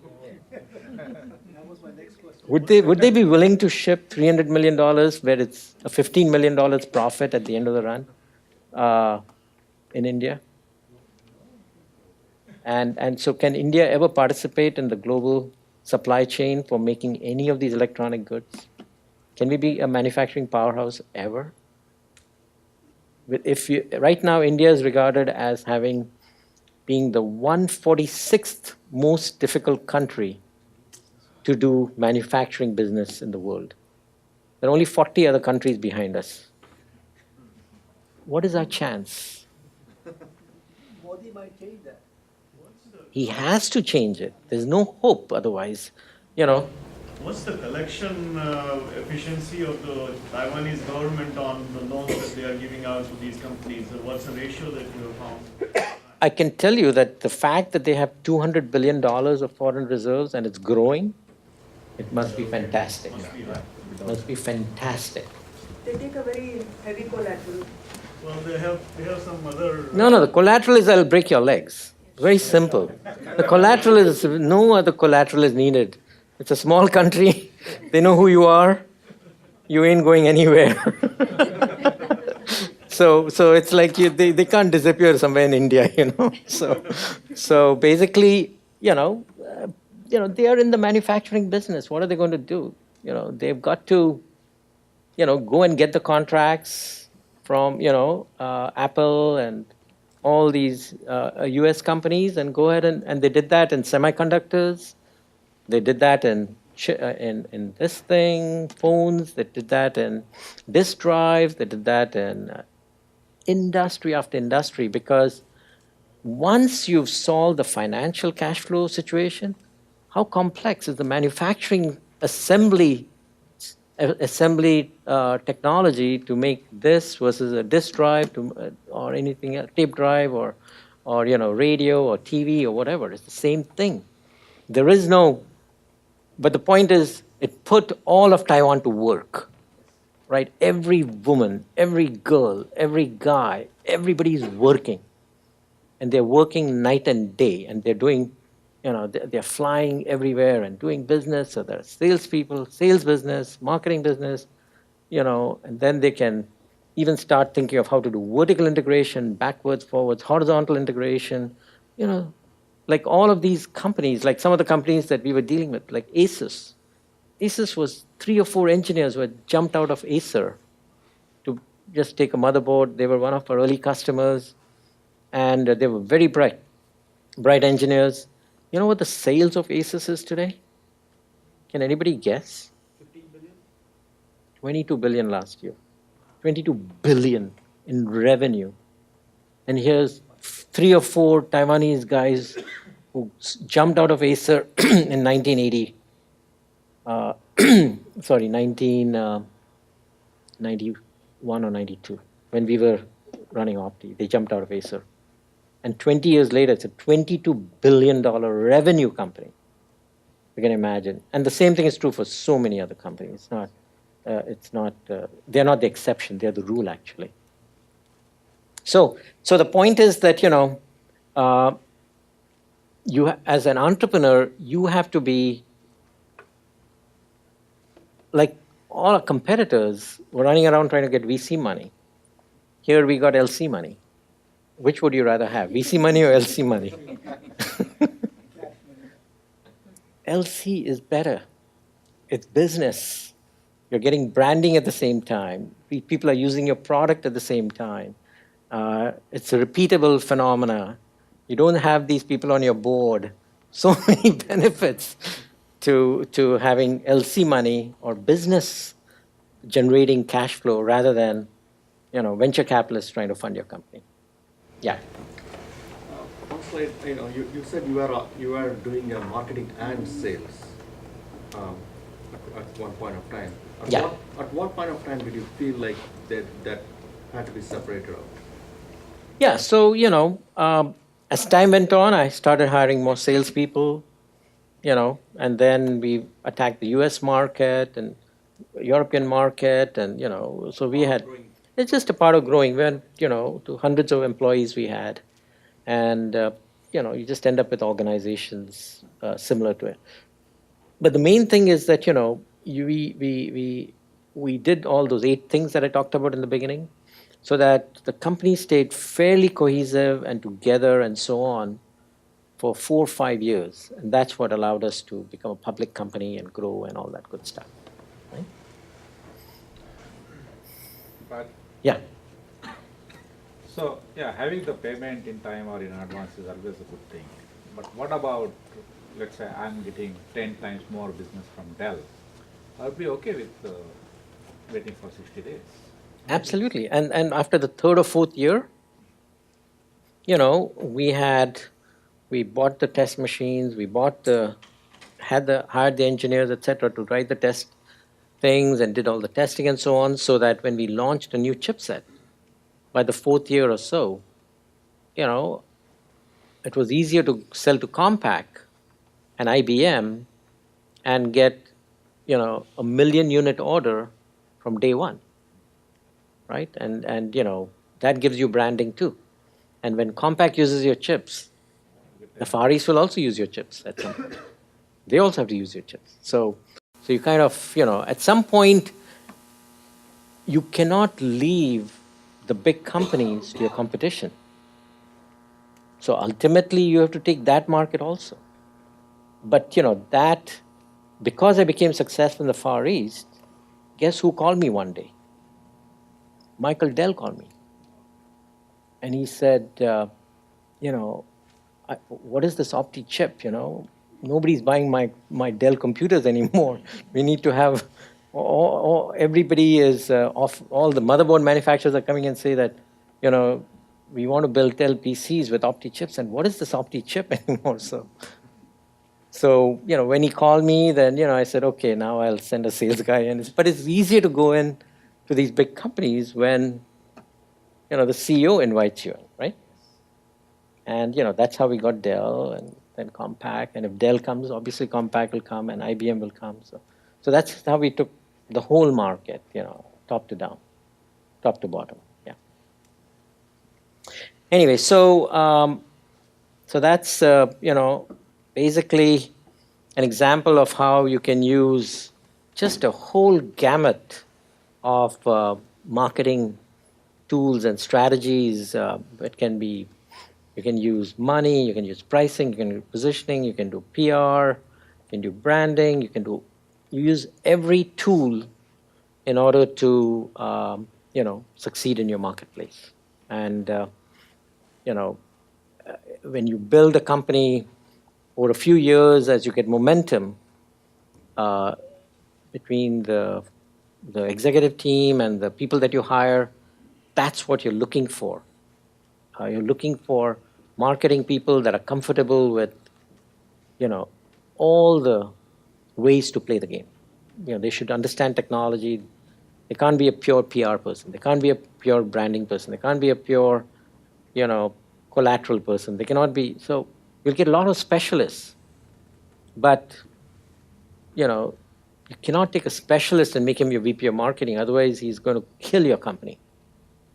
You just do the prettiest brochures, but won't know how to execute and do the things that will help your salespeople bring one deal in, right? So you have to really know how to, what kind of a VP of marketing you want who can, play the entire game, right? So that is what you're looking for. And, that's something that you have to do. So let's kind of move to some enterprise software. Here also, we were 5 years late. We had great technology here. We had the best technology, but we were really late in the market. but in 5 years, we just became number one in the world in this technology, and we replaced all our competition. We started signing $10 million license deals because we were the best in the world for large-scale configurations. We had 800 employees, and we finally went public for, $5 billion, raised $230 million, and so on. So basically, here, we played the game on many fronts. Go ahead. What do you recommend for a startup in marketing, for example, right? There are so many kinds of marketing. There's SEO, there's SMO, there's Facebook marketing, Twitter marketing, right? So unlimited number of marketing. Yeah, So many do you channels. recommend hiring someone who understands multiple marketing channels while he cannot really do each of them well? Or would you recommend a startup to go and hire specialists in each of those categories, even though they are an outside consulting company? Well, the conclusion I've come to is that in marketing, you want the best talent on an outsourced basis, right?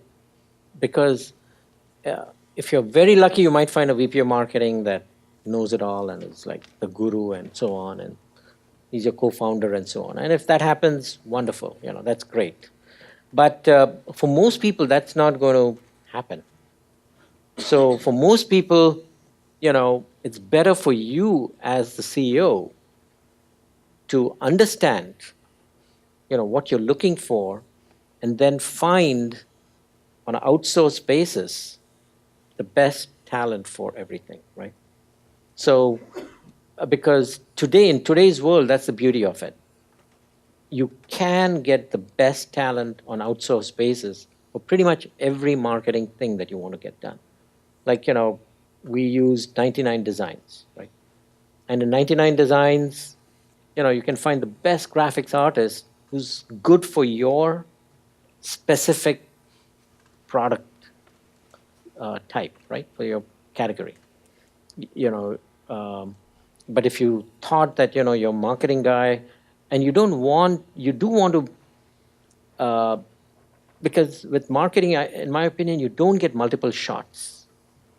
You get that one shot, and you've got to hit it with that ad. It's got to make the point, or that SEO thing. You've got to make the point, or otherwise you can, your VP of marketing can make so many excuses why he spent the money and he got no results that you'll go broke. And you don't want VPs of marketing that are making excuses as to why he's doing a great job, but there's no sales coming in. And that is the commonest complaint that CEOs face. Anybody has experience of that? Yeah.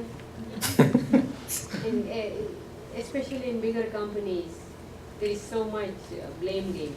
Exactly. Why things didn't work. Exactly. And technically every piece they were never pulling in the direction to begin with.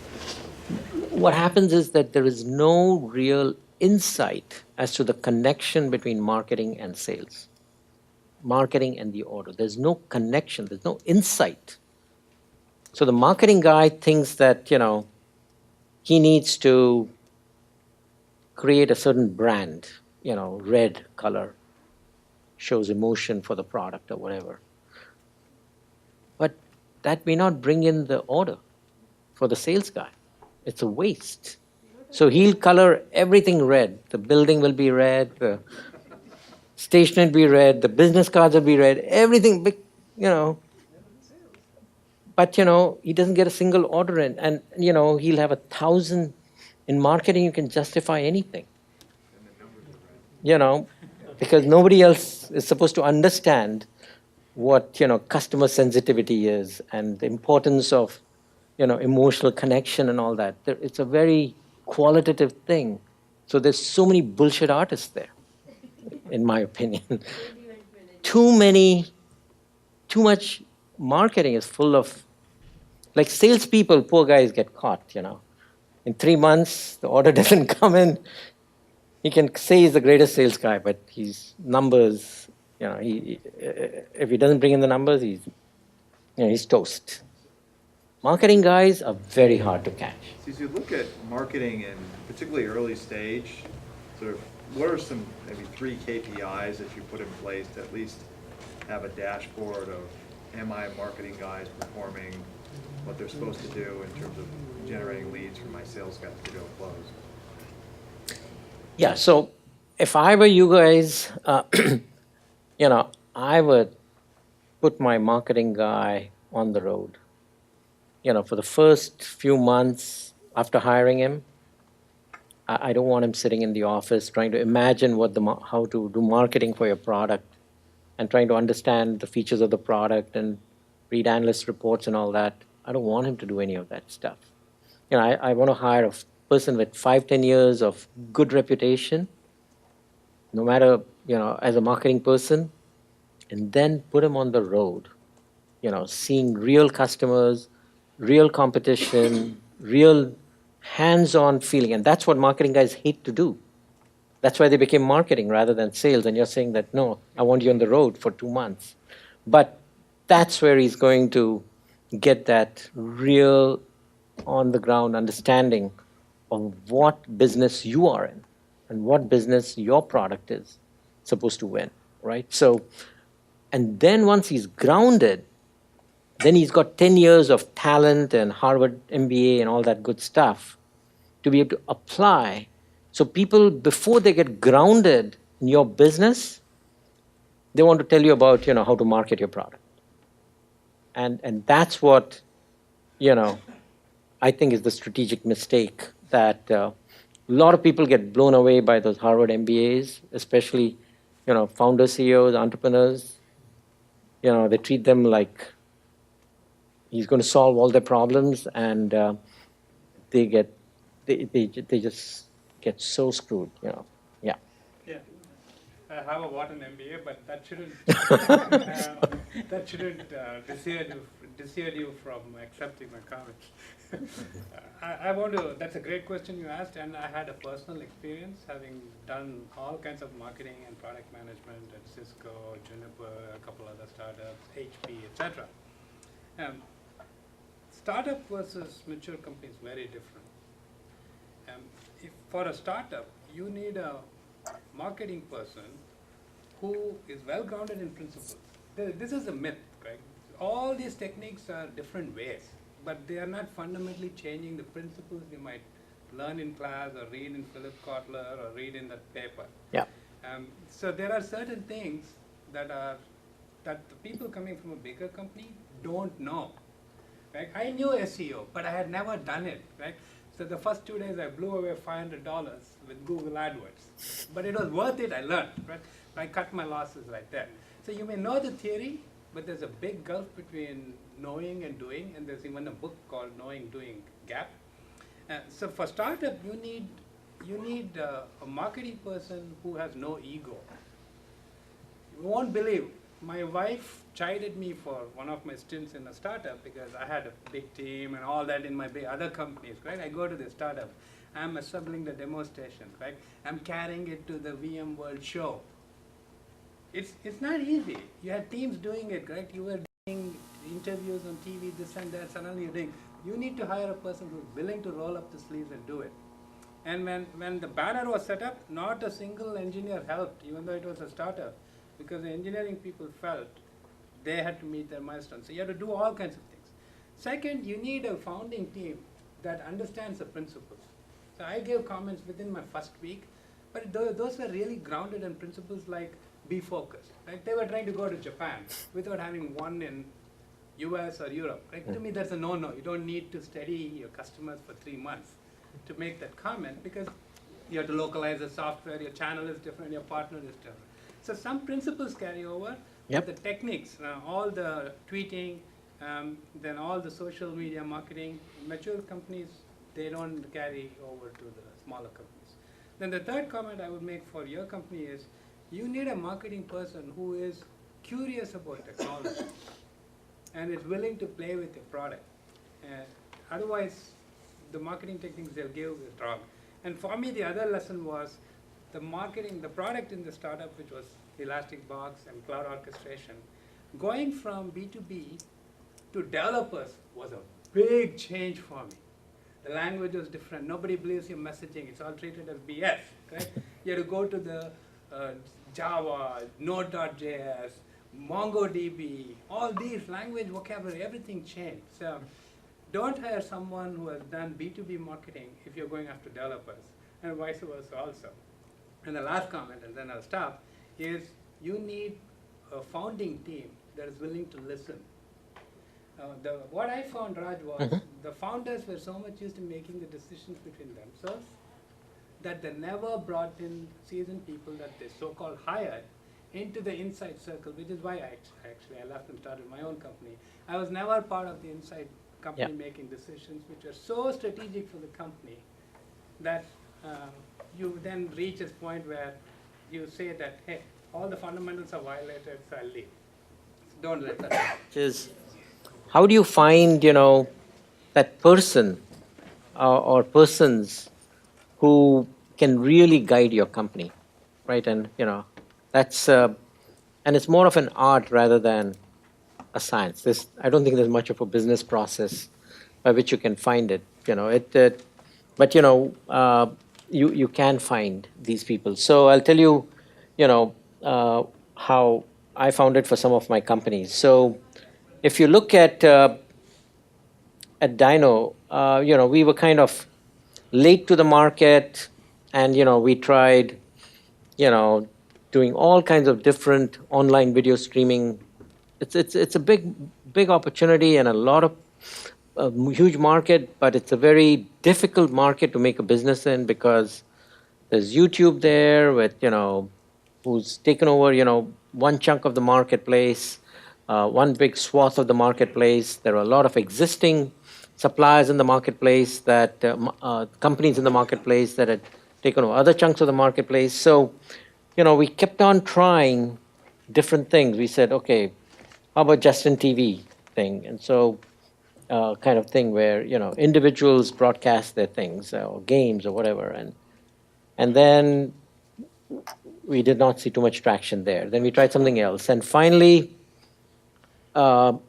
What happened is that, for 2-3 years, we were just trying different things. And then suddenly, this Malayali guy calls me from Cochin on a Saturday. And, he says, obviously we had everything online. So he had tried it out, and he really liked the quality and everything else about the platform. And he said, I'd like to use your platform to stream TV channels to thousands of Malayalis all over the world. Now, nobody had approached us for something like this. And, so he said that I've been doing it with a custom company called New Lion, but, they were a New York company. He was charging him too much money. They were not friendly, and they were not supporting him properly. So he was looking for alternative, and so Christopher John calls me up from Cochin, and he was even willing to pay $5 for every Malayali subscriber, and to find a real customer where his consumer might pay him $15 or $20, and he's willing to give me $5, where for every consumer, right? So all of a sudden, it's like the daylight went out. Light bulb went off on my head. Said if this can happen for Malayalis, then there are also Telugu, there are also Punjabis, there are also Middle Eastern people and Turkish people and Serbians and Bosnians, and maybe there is a market opportunity here, huge market opportunity, because supposedly there are several hundred million ethnic diaspora in the world, between Nigerians here and all kinds of people, right? So there are over 100 million, and if I can become really good in this market segment, and so this guy, and so the very next day I go to my company and say, okay, we are changing the whole business model of the company. We're going to go into the online TV streaming business for ethnic markets, and essentially had the rapport with the team that they got the vision, just as, Because in a startup, you're all struggling together to find a successful vision for the company, right? So by finding this Christopher John, essentially, I found the market segment, and because he had worked with my competition, New Lion, who had got a billing system in place, who had got a registration system in place, who had got a anti-piracy system in place, who had got security, all of that was done. And essentially, John Christopher became my partner for giving me information about the whole, how to extend my video streaming platform with a billing system and with the customer registration system and with the technical support system and all that stuff, right? So this is an example of how, you have to recognize when an opportunity falls in your hand. And, basically in 2-3 months, my engineers whipped out everything else. And in the next 6 months, we had bagged 600 worldwide TV channels.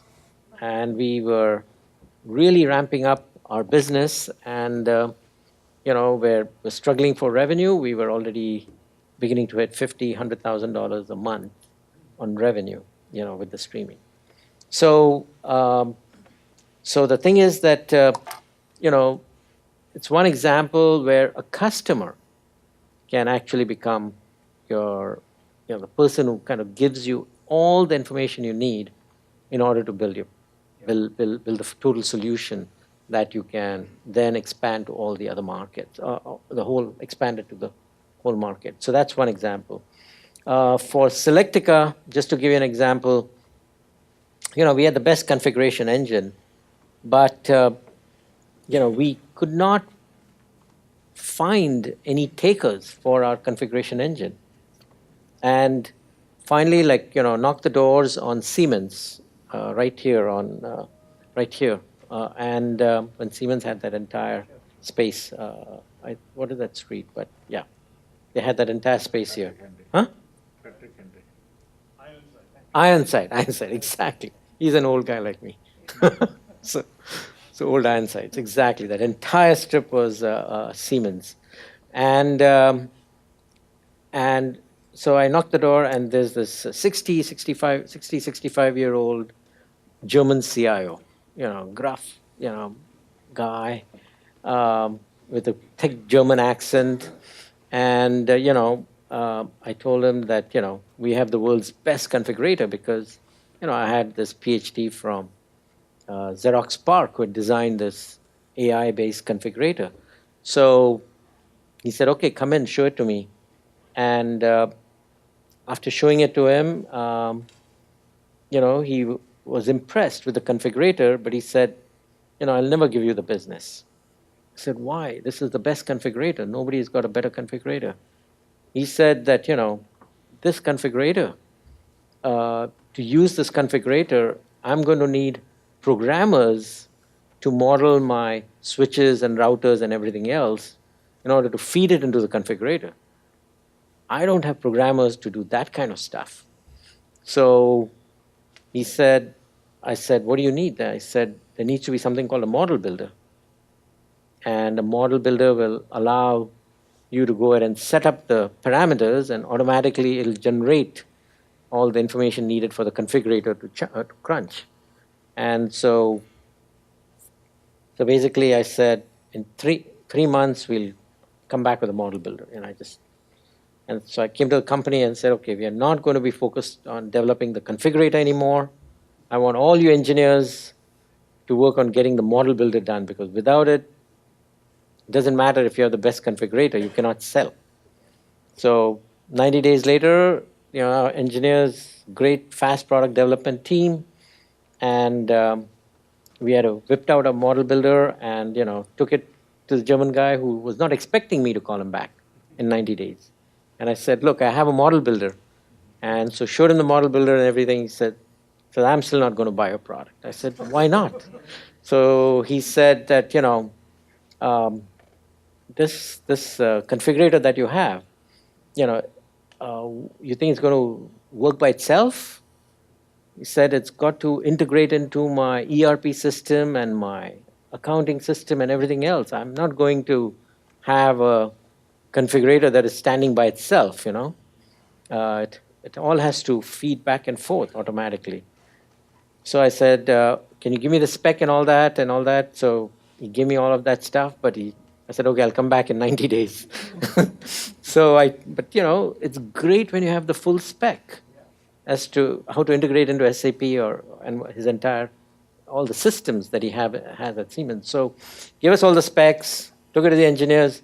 Okay, we start doing system integration with middleware and everything else. And 90 days later, I call him up and say, okay, now we are fully integrated. Let me show it to you.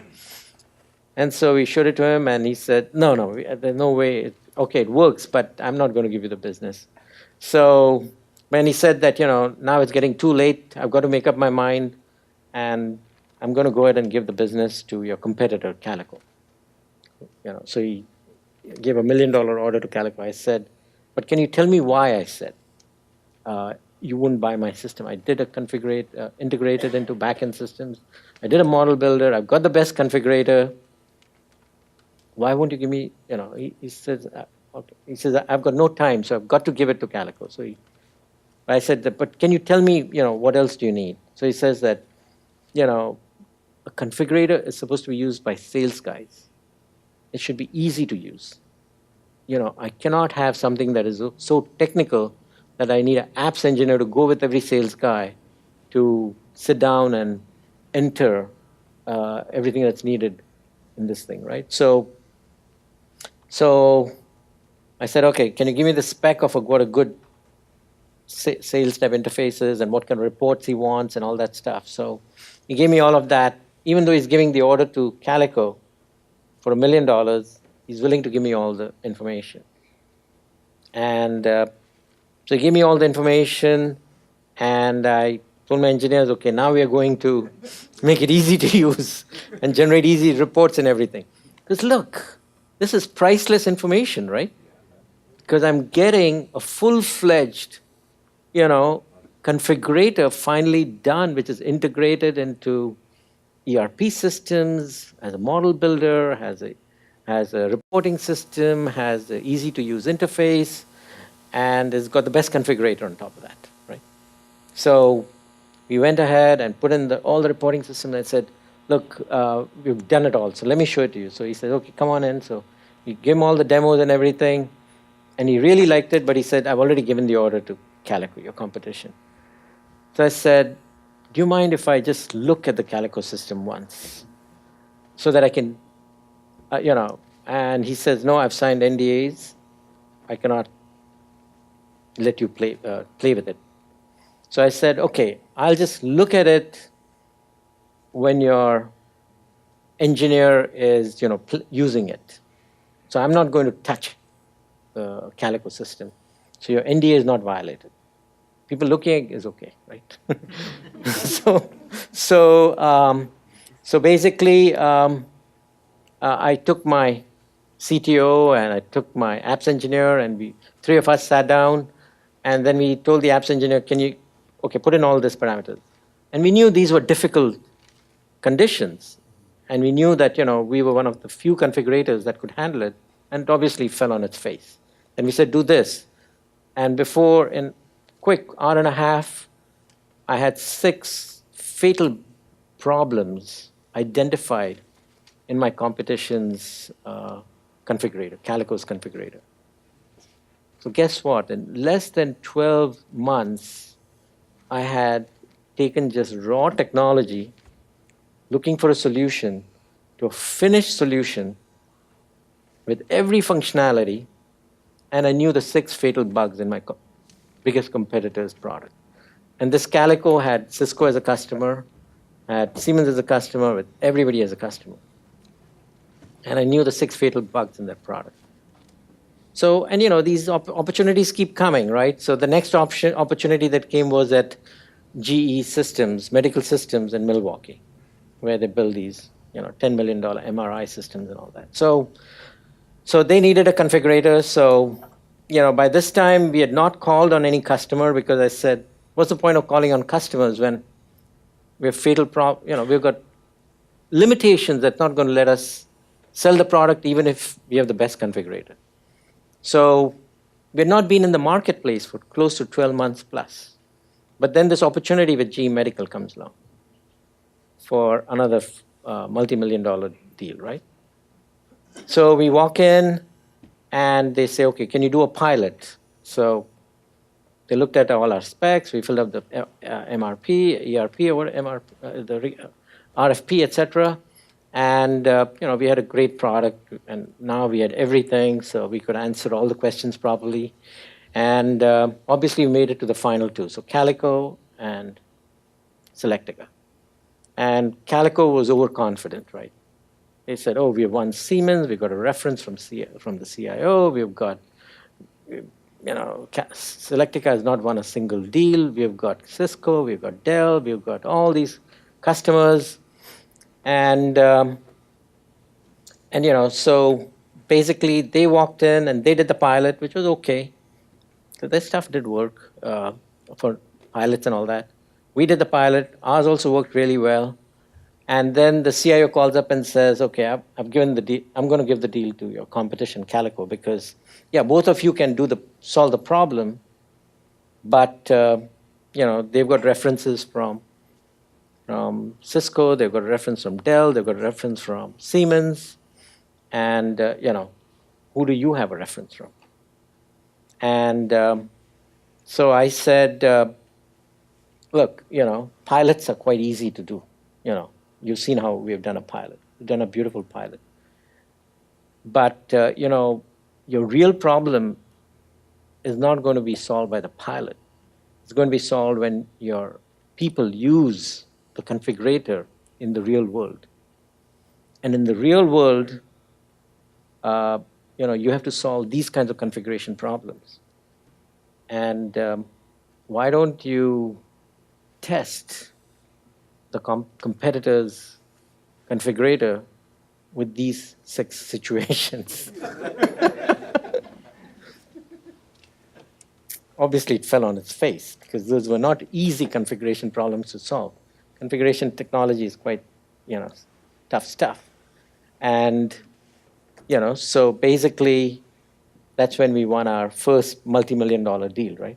So you can see that, I picked up the information about how to take just a little core AI technology and build it in a full platform because I had a product development team. I had an advisor through that Siemens guy who still didn't give me the order, but, because I treated him right, relationship-wise and so on, he trusted me and kept feeding me with information.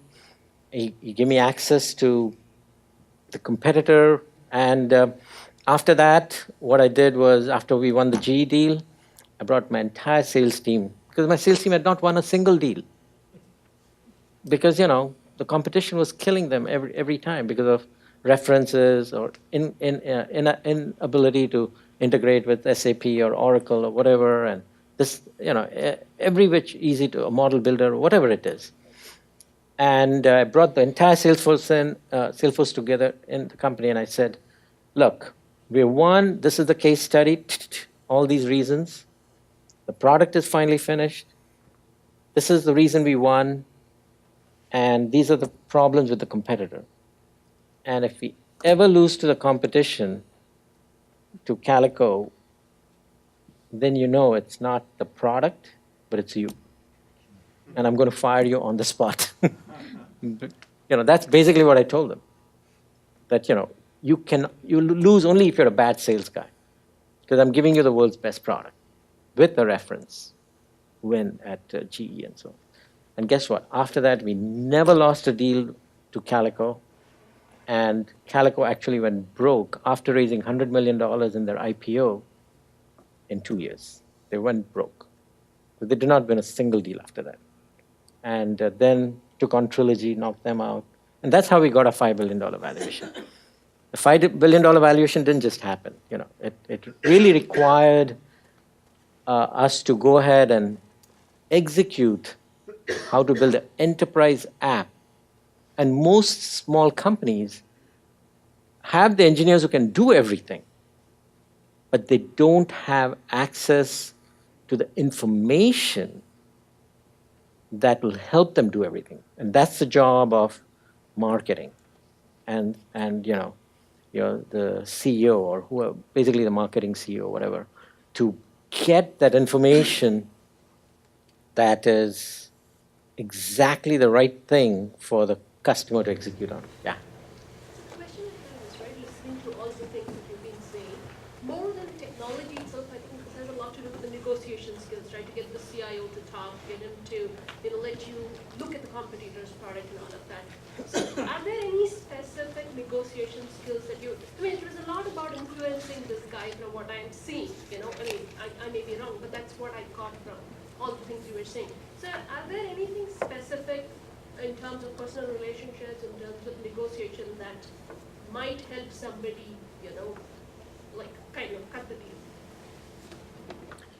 Well, no, the thing is that, and we're going to do sales next week, and then we're going to do negotiations. So you're asking the right question.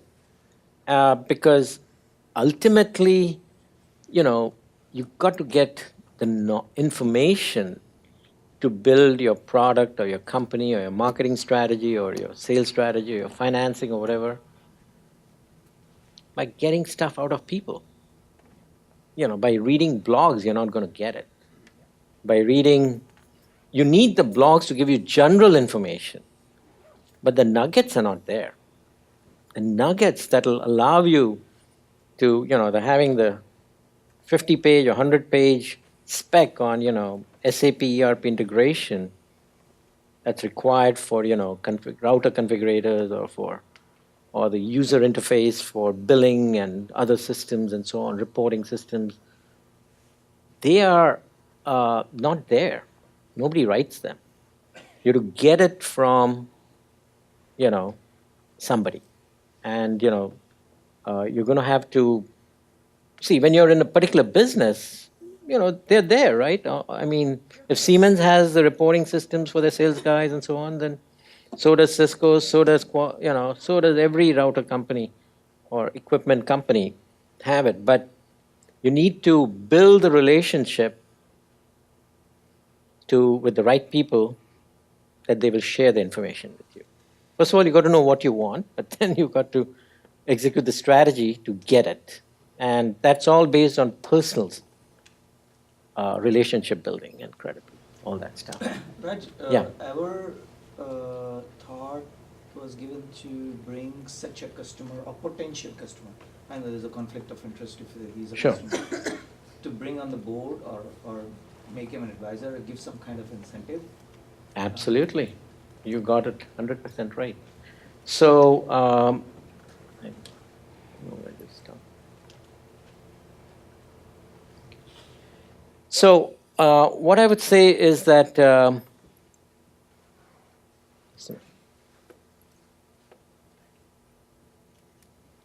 so what I would say is that, the people that can give you the information can come in any shape or form, right? They can be, in one case, I got it from a potential customer, right? That Malayali guy calling from Cochin, right? In another case, you get it from old Ironside, the next door, the CIO of Siemens. So the information you can get from many sources, right? So, for example, one of the things that, I did not have experience in was pricing for these configurators. So, I was a semi guy, right? And I'm going into enterprise software and I'm trying to sell enterprise software, which is a license deal with services afterwards. And, so our first customer turned out to be SN Communications. Through the board member, we got an introduction into SN Communications. So we go there, and then they're willing to take a chance on us. So they said, how much? And came back and said, what can we price? And we said, 25,000 would be pretty good. And so we quoted 25,000, and he was shocked, the customer. But he said, okay, if these companies are willing to do it for 25,000, great. Because the price should have been 250,000. But 25,000 was the biggest number we could think of, because we were not in the business of enterprise stuff. So, and we charged 25,000, and then if you only wanted the configurator, that was fine for 25,000. But in the enterprise software world, the product is just the start. Making it usable in their environment, providing all the support and integration and features and customization and everything. Before we knew it, we were spending $250,000 a quarter to take care of his expectations. And he was always unhappy because we were reluctant to keep spending money on a $25,000 deal. And our whole company is supporting this one customer, $25,000 deal, and not improving our product when, we're just getting sucked dry, right? So basically, had to call him up and say, look, I don't think we'll be able to support your needs anymore. And we refunded his $25,000. He was not happy to take the $25,000 back, but because he lost 1 year in the process. And so it was a horrible, horrible mistake that we made in the beginning, right? So luckily for me, what happened is that Calico ended up firing the VP of sales for sexual harassment. So I said, I hired him immediately. So I said, I need to know, how are you guys selling the product? For what price? How are you selling? What is your strategy? Where's the pipeline? I need all that information. So I hired him instantaneously because he's now looking for a job, right? And, we are also a configurator company. He knows how to sell configurators. So he calls us up. And so I hired him immediately. And, instantly we get a letter from the lawyers saying that, you cannot hire our VP of sales guys. And I said, you guys let him go. So what do you expect him to do? They said that, we're going to file a lawsuit against you because you've got intent to steal all our proprietary information, etc. So here, I barely started my company and I'm getting sucked into a lawsuit, which is going to kill us, getting into a lawsuit over this guy. So that's where, you learn negotiations. And your negotiating skills is really the most important thing that'll save your company at this point. Because if I get sucked into a lawsuit at this point, I'm finished. Because it's going to cost me several $100,000 a month just to take care of my own lawyers while they do discovery and this and that and everything. So I just called up I told my lawyer that, look, I don't want you to have a lawyer-to-lawyer meeting. I want to talk directly to the CEO of Calico and resolve it face-to-face. And he said, no, you cannot talk to the CEO of somebody who's trying to file a lawsuit against you. You're going to say things that are going to come back and hurt us, in the lawsuit, etc. By the time we come to the lawsuit, we won't have any money anyway. We're going to go broke. So I said, no, I'm going to talk directly to the... so the other CEO was first taken aback that, Selectica CEO wants to talk to him, right? But then I said, you can have your lawyer with you, but I don't need my lawyer. I just want to be, I'm a straightforward guy. So I said, what's your problem? You guys let him go. What's your problem? He said, look, he did deals and knows about all the deals with all these 10 companies. And he's going to go and, spoil our name there, and he's going to mess up our deals there, and so on. I said, okay, give me a list of those 10 companies, and make it 20 companies. Send me that list, and I'll send you a letter saying that I will not call on those 20 companies for the next 2 years. Is that good enough for you to pull the lawsuit or pull the... He said, "What? Of course he agreed. But there's a lot of other companies besides the 20 companies." And so I ended the lawsuit with one phone call, right? And so basically, you got to know how what is going to be critical to the survival of your company, right? That is what it's all about. Yeah. You forgot the joke that you hired him because there were no women in your organization. That may be true. Who knows? So I have a question here. So in case of Selectica, it seems like you had a situation where you had a very solid core product. Yes. So you were missing the accessories like that model builder. Yes. And you found a technique to basically get that information and build it yourself. But it took you about a year or so to do that. Yes. I've seen in that situation sometimes people or companies would partner with other accessory builders to come to the market quicker that way. Yep. So what's your feedback on this versus that approach? Ultimately, that's just an implementation detail. So in some areas, you might go third party, like middleware and so on. In some areas, you might just outsource it. Some areas you might, but that's implementation, and you have to make the right decision from a business standpoint about how you implement. So in some cases, you decide to engineer it in-house. In some cases, you decide to partner. I mean, implementation is a complete internal decision. And it's something that, in my opinion, is actually important and has to be done carefully. But, it's not, it's something under your control. All the things that I've been talking about marketing, it's not in your control. See, what engineering does is in engineer's control. It's inside the company. It's under control. Marketing and sales is all outside your control, and yet you got to control it.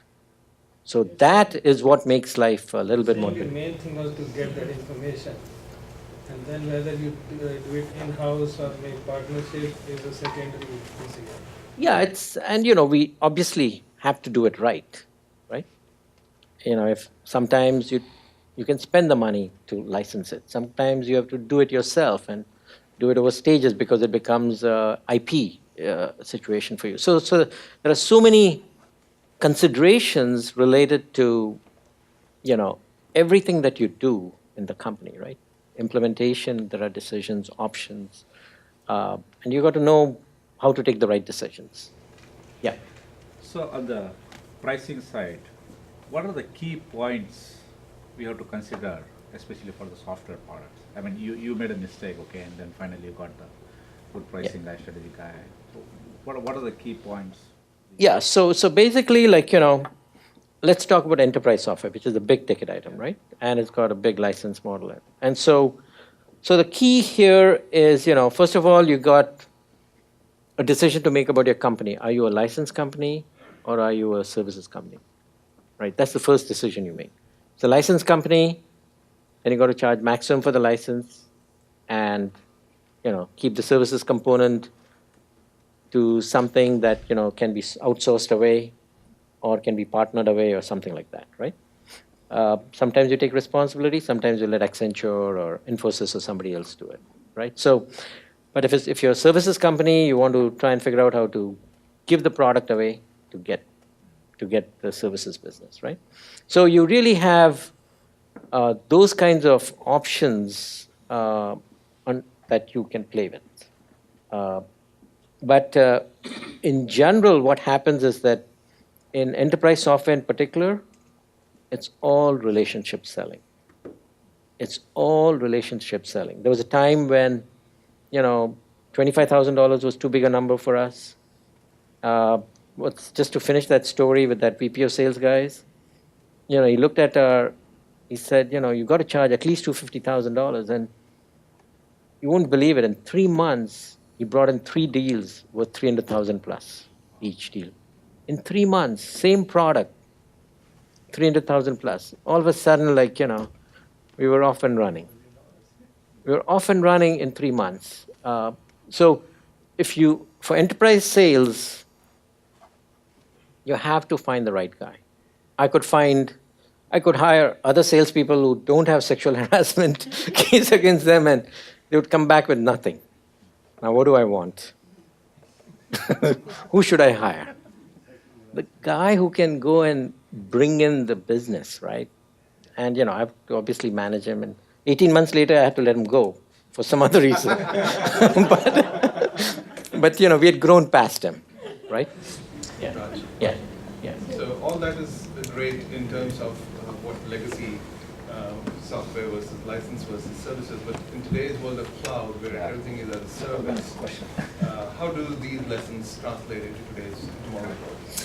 Yeah, so I've just had a really bad lesson with Amazon because I was on the receiving side with Amazon because Amazon makes it so easy to do business with them that it's completely seductive for your engineers to start using Amazon AWS services. It's a totally seductive sell. Like, they provide you the stack, they provide you the servers that you can turn on and off, they give you the reports, they give you everything, And it's completely seductive. So before you know it, your entire platform is integrated into Amazon AWS system. And Amazon is great when you have no business. So if you're just doing testing and engineering and this and that and all that, it's great because, they can get everything working in days, hours, such sophisticated solutions. And then you start selling it. You say, wow, everything is working. Let's start selling it. And once you start selling it, the business for us, basically, I told you, started exploding with the TV business, right? And so when I started hitting $50,000 and $100,000 a year as the Malayali TV and Turkish TV and all those 600 TV channels started ramping, my bills from Amazon started coming in at $250,000.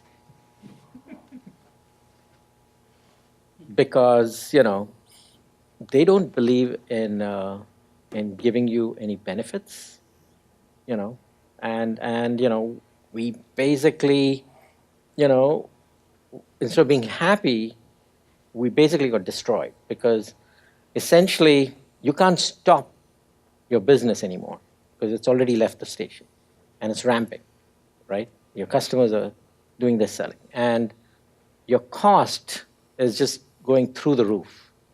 And essentially, the only option was to switch and get a second vendor. So we went and got level 3 with prices that were like 1/5 of Amazon's for volume, streaming, etc. But those guys make it so hard to do business with them. It's like India providing low-cost manufacturing. Yes, they were the lowest cost unskilled workers, but you can't get them to do anything. Same thing with level 3. They got these fat pipes that can deliver zillions of terabytes for nothing, but they make it impossible to use them. And it took us a full 4 to 6 months to get them online and get them to start working and to start bringing our cost down. But then you've got a major transition problem because your customers are comfortable with the Amazon when it works, and level 3 works slightly different, and they don't like that behavior change. So consumer markets to switch from one platform to a high volume, lower cost platform is no joke, right? So basically, if you're doing cloud business, just make it so easy that people love to use your product. And then be totally inflexible on volume pricing, and you'll make a killing. Does that make sense? Yep. Huh? In-app purchases. Yeah. You don't even know what you're buying. Exactly. Yeah, before you know it, they're adding servers after servers, and oh my God, it's like, you're getting hit for everything. Amazon hits you for everything. Data going in, data going out. Level 3 doesn't charge you for data going in. They just charge you for data going out. But Amazon, they're like a billing machine. They bill you for everything. Even if you use a byte of something, they bill you for it. But their profits are not much from AWS. He spends it all. No, they're not much because, no, they're not much because for some customers, like Netflix and for Dropbox and for a few other big monster customers, they have negotiated like level 3 and others. So they've got razor thin margins. It's a commodity business. This whole stuff, cloud stuff, is commodity once you get to a certain size, right? I mean, once they saw the business moving away to level 3, they also started becoming flexible. But for me, it was too late, and that's why I had to shut Dino down. Yeah. So you talked about enterprise customer is very relationship based. Yes. And when you were talking about the example where you won the deal on the technology and the configurator being more technically powerful, at that time, and you had no references, at that time I was thinking, this is very rare that, you get a call that you are going to lose because usually they don't even tell you because they have such a strong relationship with the sales or VP of sales from Telecom. Yeah. So, yeah, but basically, look, we were doing a fly-off. So we had done a pilot. They'd given us all the spec. We had put in 2 months of engineering to do the pilot. So it's not that, they were just going to blow us off. They just had the courtesy to tell us that, they're giving the deal to the other company. And so at that time is your most important sales call. Because that's when you got to turn around somebody who's already made up his mind. And how do you prepare for that sales meeting is very important. How do you prepare to take somebody who's already made his decision that he's going this way and to get him to finally go your way, right? So that is selling. And hopefully we'll learn some of that next week. Yeah. How to get people to change their mind and do the real selling. Selling starts after you've lost the business. You know that, right? That's when really selling starts. After you lost the business, that's when you have to start selling, right? Okay, so I think we have covered all of this. And, the last thing I wanted to cover was viral marketing, but I think we are out of time. So you got the slides. I think everybody understands there's about 40 slides or so on viral marketing. It's not very difficult stuff to read. I think this valley is full of viral marketing, case studies on Dropbox, Facebook, LinkedIn. So I'd just like you to read the presentations on viral marketing, and then answer the problems, which is take any of these 4 companies, take one company, and just examine and study their, what have they put in their product that generates viral market, right? And then try to figure out how they measure their viral marketing, because that's going to be your best way to learn by actually, doing some searches on the internet about how there's probably 20 articles that will come up if you say, how does Facebook do viral marketing? How does Dropbox do viral marketing? You can get all the answers, but you will have to figure out your own answer, right? So do that, and then think of, what techniques you could use for yourself. And then, question 3 is also, right here, I think we've covered most of this stuff about, what entrepreneurs do that is different than what, corporate employees do.